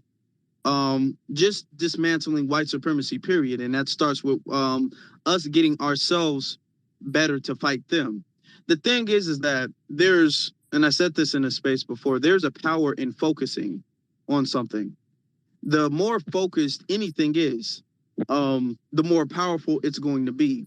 If you take a pencil that's not sharpened, you can poke yourself with that pencil all you want to. It might hurt if you put enough pressure on it, but the second you sharpen that pencil and that pencil is very sharp, all of that pressure is focused on that one small point. Then the second you poke yourself, then you can poke through your skin. So there's pressure, not pressure, there's power in focusing on one thing. So as foundational Black Americans, we've been missing out on a lot of our power because we've been spread thin. We've been focused on, okay, we're going to help him, we're going to help her, we're going to help this land and that land and this land and that land, and we're going to help everybody. And when we spread ourselves thin, we become less powerful. Right now, we're making very powerful moves because we are laser focused on one specific thing, and that's us helping our people. Now, I understand the want in to help other people in their lands. I do get that. But the thing is that because their lands means that it's only a limited amount of help that we can actually do for them, because they have to be on code. We can't be out here saving other. First of all, we can't spread ourselves thin anymore. We just don't have time for that. Second of all, we can't do that because the reason why they're able to come to their lands is really because they are allowed to do so. Because, like you said, those are the majority of the people over there. Those are the people who need to do the fighting over there. We can't do the fighting on other people's behalf anymore. They need to recognize that they need to do their own fighting, and then they need to start fighting for themselves.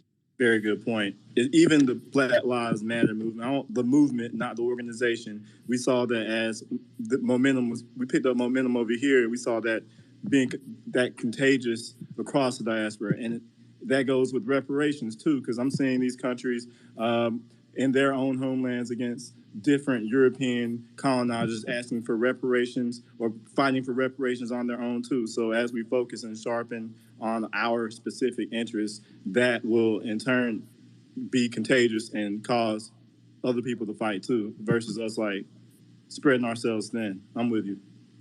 Yeah, exactly. I get the point. Okay, let me touch on that for a little bit. And I'm not gonna be on too much longer. So if anybody wants to come up within like the next 15, 20 minutes, to speak or ask a question, you can do so. But when it comes to now, I want you guys to understand, I'm not pleased when I see other Black people around the world being harmed or being victimized at all. That doesn't make me happy to see that. When Haitians were getting beaten up at the border, it didn't make me happy to see that. I wasn't just smiling like, oh boy, he looks like he's in pain. They look like they're hungry. I don't get happy when I see that stuff. But I understand in a time of war, you're going to have to kind of get rid of all like emotions and softness. And I'm not trying to say you're soft, Trey. I'm not trying to say that about you. But the thing is that we have to understand that these are the people who, when we fight for them, they get to come over here and they say things like, we don't deserve reparations. They say things like, we just need to pull ourselves up by our bootstraps and respect the police and everything is going to be fine. You know, they have, and we're talking about Black American culture, but they collectively have a culture of being off code. That's just what it is. And I'm talking about collectively. I'm not talking about every single last one of them individually, because I don't want anybody to come up here and then handpick a few people from a country and then talk about their own code. I'm talking about collectively, they have that about them being on code like that. That's what they don't have, the concept of everybody helping everybody. I want you to think about what you just said, Trey. I want you to think about how you, as you're FBA, right? Yeah, FBA, both sides. Okay. you as an FBA brother, you're still thinking about, man, I still want to go over and help my brothers from the continent. I still want to go over to Africa and to the Caribbean, or I want to do something here that's going to help them. That's the energy that FBA have. You don't really have Africans who are thinking the way you're thinking right now, as far as helping people from the continent. You don't really have Nigerians thinking to themselves, man, what can I do to help foundational Black Americans from Nigeria? How can Nigeria help you guys? You don't really have Haitians who are like, man, how can Haitians help Black Americans? How can we help you guys? They don't think that. We're constantly thinking of ways that we can help other people. Nobody is thinking of ways that they can help us. So it's not balanced. And I was saying, things have a natural balance to it. Right now, the best thing we can do is continue to do what we've been doing, because that's been weeding out the people that's been sabotaging us for the longest time. You know what I'm saying? 100%. And that nature, even again, that's part of why I'm not even like the fact that like 3-4% of the slave trade from Africa came to America, and a lot of us were here. Even that spirit in itself, the spirit of coonery that we don't really have over here, that we see in other parts of the diaspora, makes me wonder if our origins are even the same. You know, because there's something special about the fight that we have that you don't see anywhere else for whatever reason. Yeah, you're right. Let me get to Cool Breeze Steve, and then we'll get to OG. What's going on, guys? Yeah, to add what you guys saying, to kind of get a little bit more clarity what the guy was talking about as to where building bases there. The people there literally can stop, especially the people that's in their government can stop bases from being there. It gets a little bit political, but the people can actually not allow foreign countries to even build in their country. So like us fighting for them to not build like U.S. military bases there, they have to do that. First and foremost, because first it's their country, it's their land. I worked overseas quite a bit at embassies around the world, and in those embassies, right? It's considered U.S. soil because that land that embassy is on is either leased or purchased by the United States. Now, anything outside of like literally an eighth of an inch outside those embassy gates belongs to that country. So now this is where diplomatic foreign treaties comes into play. If we don't have some type of treaty, they can literally break the treaty with the United States and kick us out of the country. Some countries actually had done that. I mean, just recently, well, actually, it was the fall, Afghanistan, the Philippines. All right, we had military bases there, and guess what their government did? It was a lot. They kicked the United States out. So it's up to the people to actually, that's there, the local people, to not want U.S. military bases. And I yield the mic. Yeah, that's what I'm saying. Before we get to OG, that's what I'm saying. The fight has to be in them. We can't put the fight in them. We can't make them not reject it. The thing is that they've been accepting it. That's the problem. It's not the problem of they've been fighting back and they've been losing. The problem is they've not been fighting. That's really what the problem is. That is a really, really good point. I guess one thing that really made me focus on what can we do is when you see, I think they have like a black face.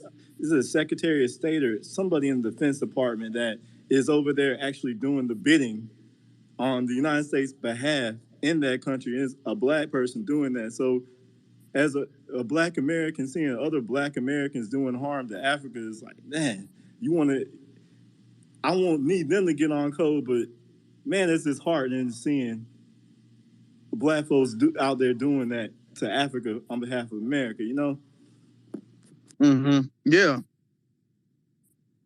Yep. OG, you can go ahead. As we continue to delineate and that, I mean, that's a must. I mean, self-preservation is is a natural part of the universe. So, you know, we have to continue to delineate and show strength, and as we continue to show strength, the numbers will build, and outsiders outside of America will see how we do it, and how we continue to push forward and push the line to where other countries gonna get on code, maybe individually, maybe in groups, but it's gonna happen. You know, the those who are terrorist governments, they're gonna fall because of the people. But they're gonna see how we lead the charge here in America. That's where I see it of how that's gonna play out. Alan. Yeah, exactly. And this is what I was saying as far as leading by example. That's what we're doing. We're leading by example. What we're doing is we're following the code, we're being on code, we're focusing on what we need to focus on, and that other people see the formula. Other people see that playing out in our favor. Other people see that working, and that's what they're doing. You know, all of their uprisings, that's inspired by us. You think that all these other countries didn't have problems? They just didn't know how to speak. They didn't know how to fight for themselves. Now they have a little bit of, hey guys, you know, Hispanic lives matter, all of these other lives matter. Then they're trying to mimic what we're doing. Okay, because we're leading by example. Now, I mean, do they have the fight in them like we do? No. Because as Foundation Black Americans, we have been the only people who've had a consistent fight against white supremacy. Not okay, I'm a little uncomfortable, can you please ease up a little bit? We have been the only people who said we don't want to be comfortable. We want this whole thing gone. We want this whole system gone. We want it replaced with something better, with something just. Everybody else is when it's too bad, they are like, okay, just ease up on the pressure a little bit. We don't necessarily want it dismantled entirely. We just want it to ease up a little bit, which is why you see them fight for a second or two and then they give up. If you want the system to be dismantled, to be replaced with a system of justice, you're not going to ever give up until it's that way. That's just what it is.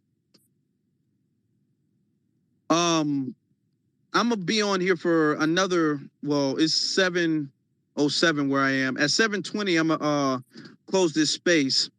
I wish I could have been on a lot longer. I had people who I said I was gonna be on for, but I was out today handling errands. Got back a lot later than I planned. So to the people that I told I was gonna be on at 3, I apologize, but something happened. But if anybody would like to get on in the last 13 minutes, or if any of the speakers would like to say anything in the last 13 minutes, you can feel free to do so. Going to be checking on something real quick, looking through the timeline. I'm going to say, because there's some things that I'm seeing that's very, and to speak it, you know what, we talked about this a little bit. But when we talk about these countries, these lands don't have the same fight that we do. I want you guys to pay attention to their reaction of Queen Elizabeth, her passing away. Notice how a lot of FBA people, most FBA people, notice how happy they were yesterday. I saw so many memes yesterday, so many jokes yesterday about her, about Princess Diana, about everybody in the royal family. But you got a lot of these foreigners who are sitting up there and they're upset about it. You got Jamaica. Jamaica should be in total rejoice right now, but Jamaica is taking 12 days of mourning, just like the UK. UK is having 12 days of mourning because that's the actual queen. But Jamaica says, in honor of the queen, we're going to take that same time too. You don't have the same spirit because you don't have the same acceptance of these people. These people really don't want it gone like that. Like I said, when it comes to the fight, they want to be more comfortable, but they don't want the system displaced. They don't want white supremacy gone. They still look at white supremacy like they're their children. I believe Dr. Francis Cress Welsing taught about this, that they have like a parental, white people have like a parental relationship when it comes to black people. It's really only foundational black Americans that reject that reality. Everybody else, collectively, and I have to say collectively, because there's going to be one person who comes up here and they're going to be all like, well, what about him and him? What about her? I'm not talking about every single individual, but I'm talking about collectively. They kind of accept their place as white folks' children. They kind of look at Queen Elizabeth as their grandmother or something like that. They're mourning like that was somebody who's in their actual family. A lot of them think that way. A lot of them think that they're just dark-skinned white people. They think that way. They view white people as their guardians, as their parents. They think that way. We're the only group of people who don't think that way about white people. We're the only group of people who don't think white people should be in charge of us. They don't really mind, which is why when they fight, they might fight for resources here and there when the pressure is getting a little bit too tough on them, but they don't want the system gone. They don't want that. I want you to think about something. We are still mad about what happened to Emmett Till. Emmett Till was murdered in the 1950s, and we are still trying to fight for Emmett Till's justice. And it happened all the way before a lot of us were even born. My parents weren't even born in the 1950s. And we still have that fight, okay? You still see how upset we are about situations like that. We don't forgive situations like that, egregious situations like that. Recently, what was it, last year in 2021, you had a group of Haitians who were whipped back on horseback by white men on horseback with whips, whipping them back to Haiti. And you don't see Haitians that upset about it. You don't see Haitians that are like, oh, we'll never forget this. We're going to get our revenge. We're going to avenge our people who've been mistreated. You don't really see them doing that. They're really not that upset about that. All of the horrific things that happened to Haiti, all of the horrific things that happened to places in the continent, you don't really see them upset about it like that. Maybe for a little while it's trending, but you don't see them trying to dismantle the system. I remember, what was it, last year? What was it last year?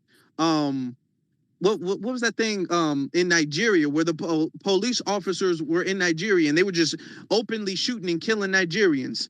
And it was SARS. That's what it was called. And it was a hashtag going on, in SARS, in SARS.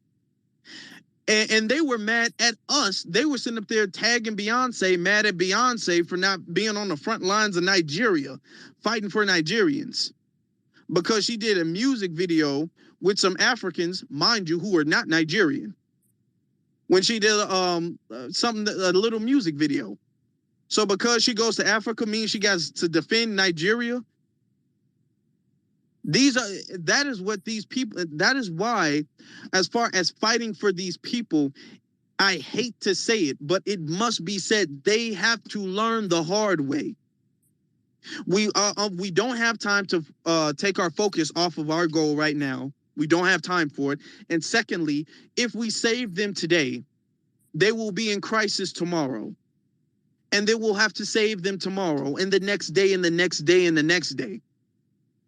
We can't go around saving people forever, because these people don't, it's not like they saved us one time like, okay, thank you guys, we really needed help, but we got it from here. They don't ever do that. Because if they ever did that, they would have been done that. We've been saving them.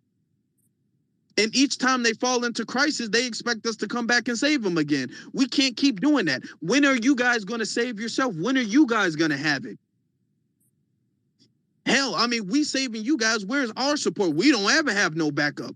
There's never any backup coming from the diaspora on our behalf, no matter what's going on over here. You had in the 1930s, you had You have foundational black Americans going to Ethiopia to fight off the Italians. You don't have Ethiopians coming over here talking about, no, that's enough police brutality. We're coming over here to help our brothers who came over there to help us. They don't have that energy at all. They're over there saying that they ain't black. You got countries in Africa, you call them black, they get offended. So no, it ain't nothing we can do for them. They got to get it out the mud like how we had to. For the ones that are on code, I salute to you guys. I respect you guys. But collectively, everybody got to fend for themselves. Everybody got to get it out the mud right now. Now, Deeza, you can go ahead.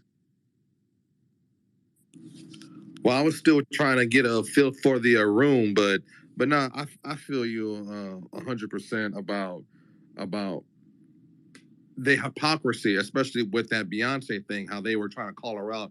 It was for the Lion King. She made the thing for like the Lion King and shit, and how they were trying to call her out for that. But whenever they have shit, you know, it's so crazy. It's like whenever what's that brother's name? Michael B. Jordan. He had that tequila line, and then I think Nicki Minaj called his ass out and was, you know, calling him out and saying this, saying that.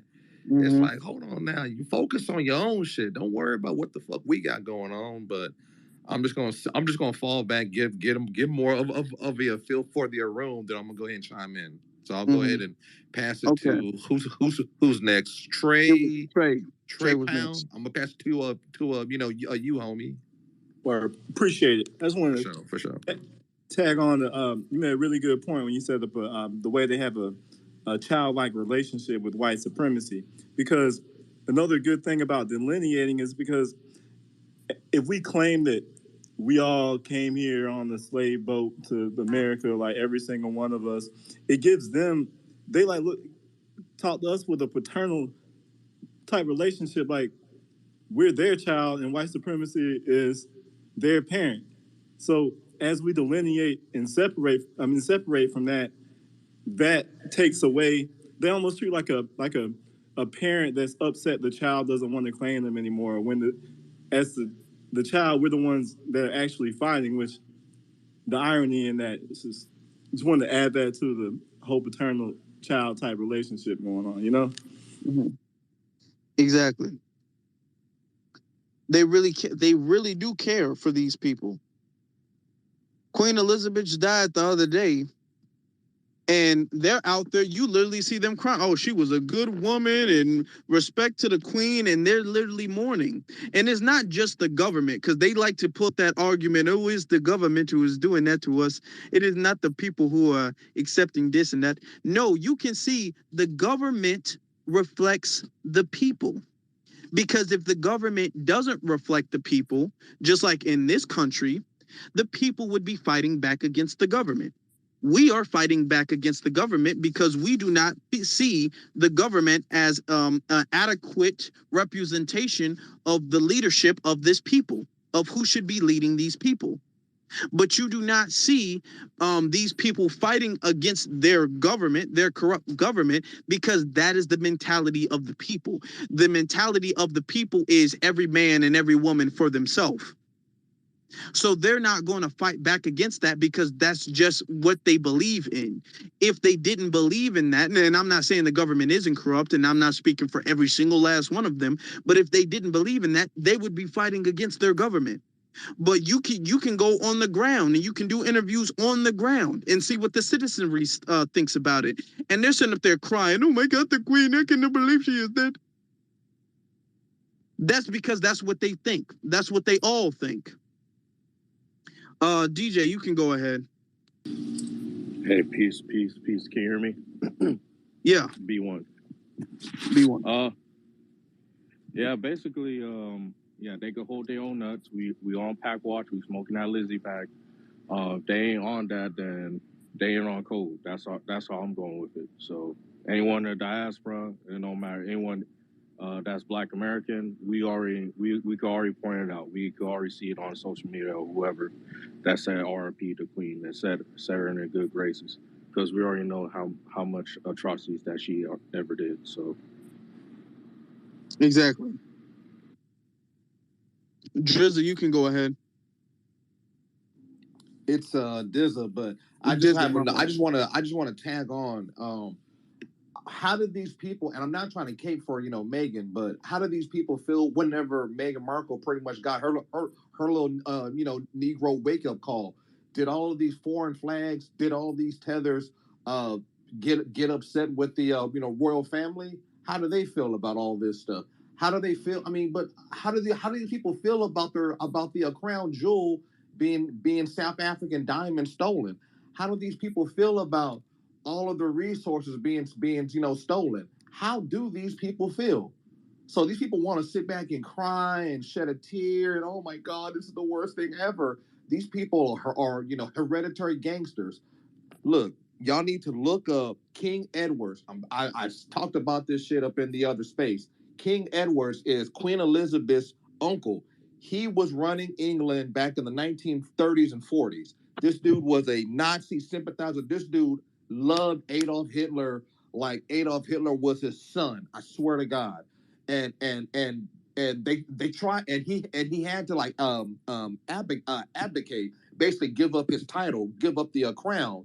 And they try to say, oh, because he had married a commoner, that's not allowed. Bullshit. This dude was a hardcore Nazi sympathizer, and they said, hey dude, you going a little bit too hard up on white supremacy, so we're gonna have to just take you down. They gave it to Queen Elizabeth's dad. His ass died in 10 years, and then they gave it to her ass, and then she has been pushing that white supremacist Nazi culture. I'm telling y'all right now, look that shit up right now. Look up that, and then look up Edward Bernays. This dude, he literally wrote the book on propaganda. This dude literally taught Queen Elizabeth and Queen Elizabeth's family, taught them, hey, if y'all want the normal like common people just to love you, you have to start being around them and just do charitable things. Because up until like the 1950s, the royal family didn't really go to Jamaica. They didn't really go to all of these other countries like that. Maybe once up in a blue moon, but they literally would go to Jamaica and do like these photo ops. I swear to God, look up Edward Bernays' propaganda. The man wrote the book on propaganda, and then look up King Edwards and look up all of his Nazi ties. Fuck the royal family. Like the way you put that. I want you to like, and you made a good point. And this isn't to cape for Meghan Markle, but I want you to point out when they're mistreating her because of her blackness, whether she identifies as black or not, but to them, because of her blackness, these people don't have anything to say about it. These people aren't upset about the injustice of the royal family. It's not that big of a secret. It's really not. These people have been evil for as long as they've been around. But these people feel sympathy for them. These people have love and admiration for the royal family. You said something else too that I want to touch up on. When it comes to Michael B. Jordan, and I remember making that case when Michael B. Jordan, when he came out with his drink, and you had people like Nicki Minaj who were speaking against Michael B. Jordan. Notice how when in Sears was happening, and everybody was tagging Beyonce, and they wanted Beyonce to come out and save the day or speak out against it for some reason, because she did a music video with some Africans who, mind you, because I did look it up, were not from Nigeria. The music video that she shot for the Lion King album, it wasn't in Nigeria, but Nigeria was all like, hey, it don't matter, it's in Africa. So you need to help us because you in the land and you in the motherland. So you need to help everybody in the motherland now. So where is that energy? I want you to understand, as foundational Black Americans, we don't have that standard and energy for them. We don't sit up there and look at, well, Burna Boy, he's over here, he's Nigerian, so where's the Nigerian support? We don't sit up there and look at Nicki Minaj like, okay, well, aren't you over here benefiting off of us? Where's the Trinidadian support? Where's the Jamaican support? Where's the Caribbean support? We got all of these foreigners over here, and they feel 100% welcome to everything that we've had. We've allowed them to feel very welcome to everything we've had. And when we need support, we don't look at them like, damn, okay, where's y'all people for support? But the second we make a music video over in Africa, they want to hold us to the standard of now we got to be the damn Avengers and Justice League of Africa, defending it from its own government. We got to go to it's. We got to defend the Nigerians from Nigerians' own government because we made a music video in some land that wasn't Nigeria. Do you see the standard and the double standard? This is why Pan-Africanism isn't working. Okay, and I completely understand why Black Americans adapted that in our culture at one point in time. I understand that. But as Black Americans, we learn from our mistakes. We were told that immigration was a good thing. We were told that immigration was a good thing. That was the solution. Now you can't really find a Black American that says immigration was a good thing. Not integration, I mean integration. You can't find one that says integration was a good thing at all.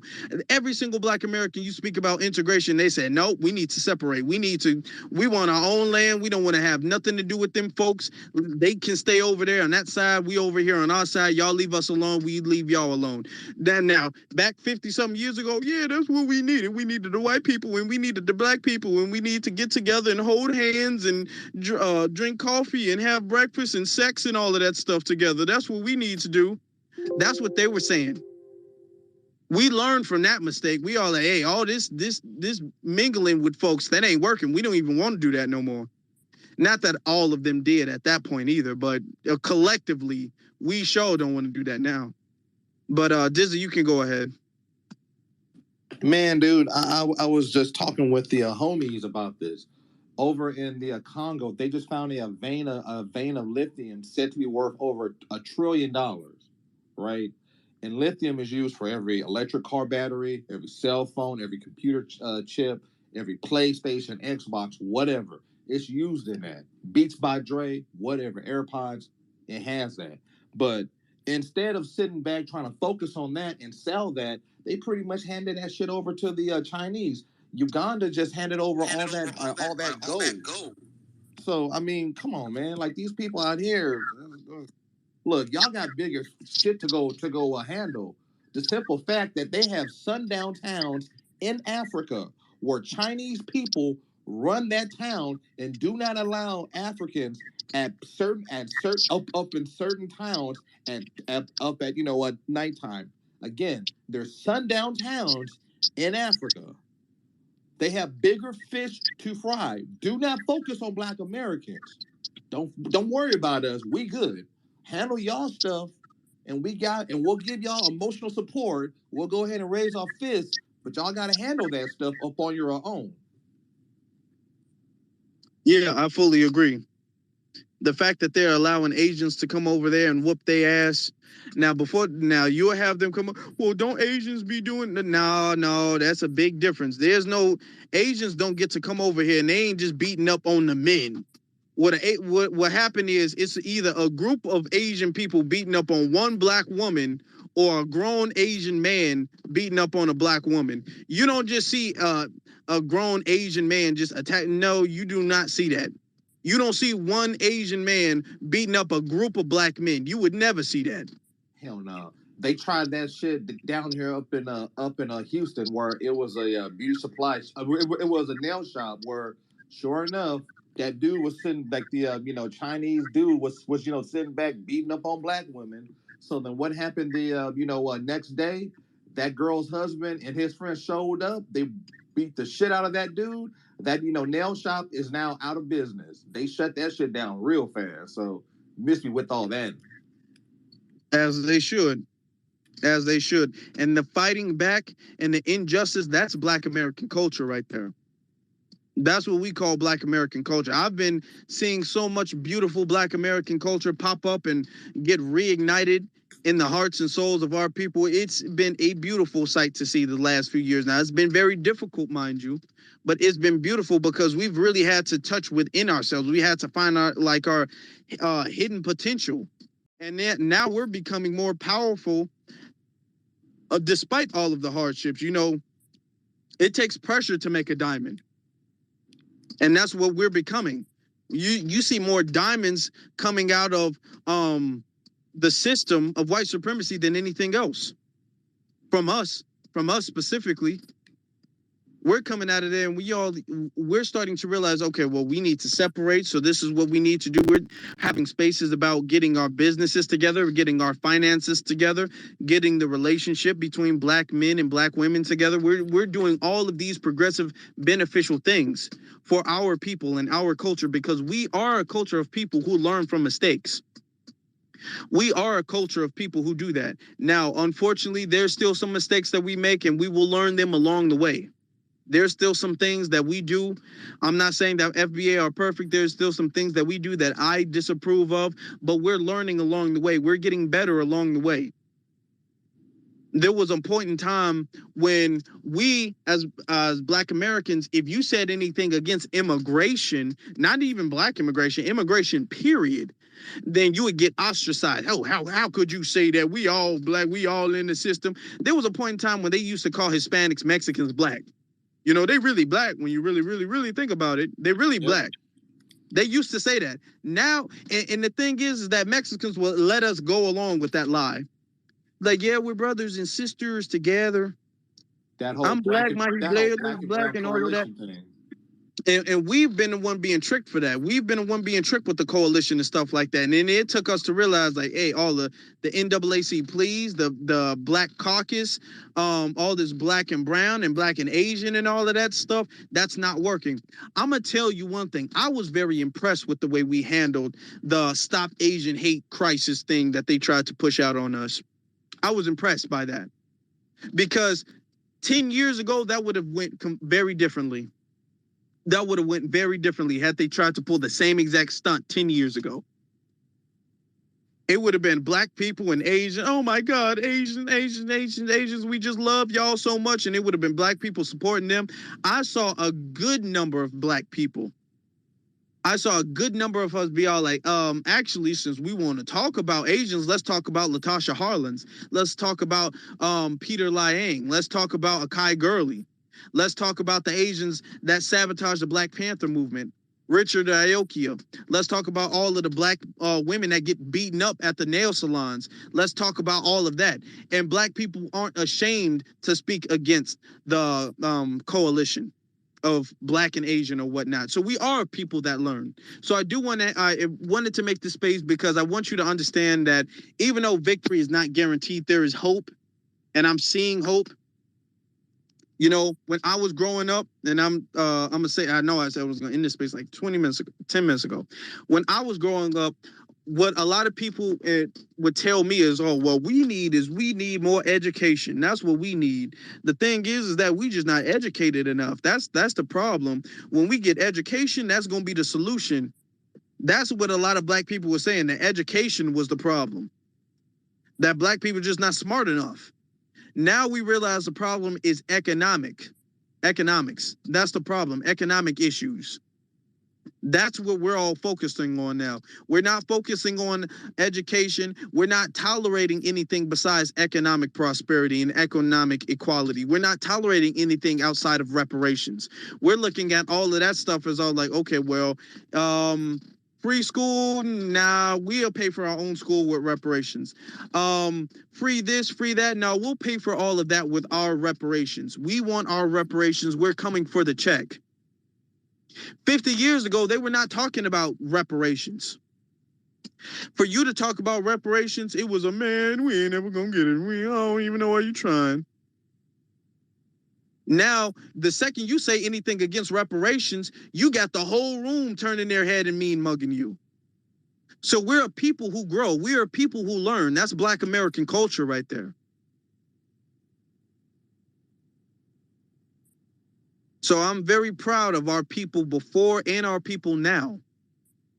We've done a lot for this country, and we're doing a lot for this country. We've done a lot for the world.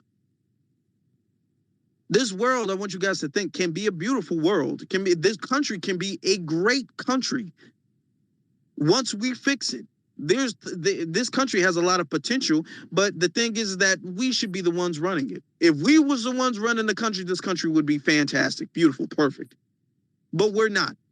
So we need to fix that. If we were the ones running our communities like how we were before, our communities would go off without a hitch. It would be flawless and perfect. But we're not. We're not running our countries, and even when we were back in the day, our countries and our economics and resources were being overseen by the white supremacists. So that's why we're against the system to dismantle white supremacy. Because that way we can live in the world that we deserve to live in. We can live in the country that belongs to us that we deserve to live in. And the world will be a better place when it's all said and done. So I'm gonna give all of our speakers a closing word. Shout out to everybody in the room. If any one of you want to give your closing statements before I close the space, because I really got to get off here.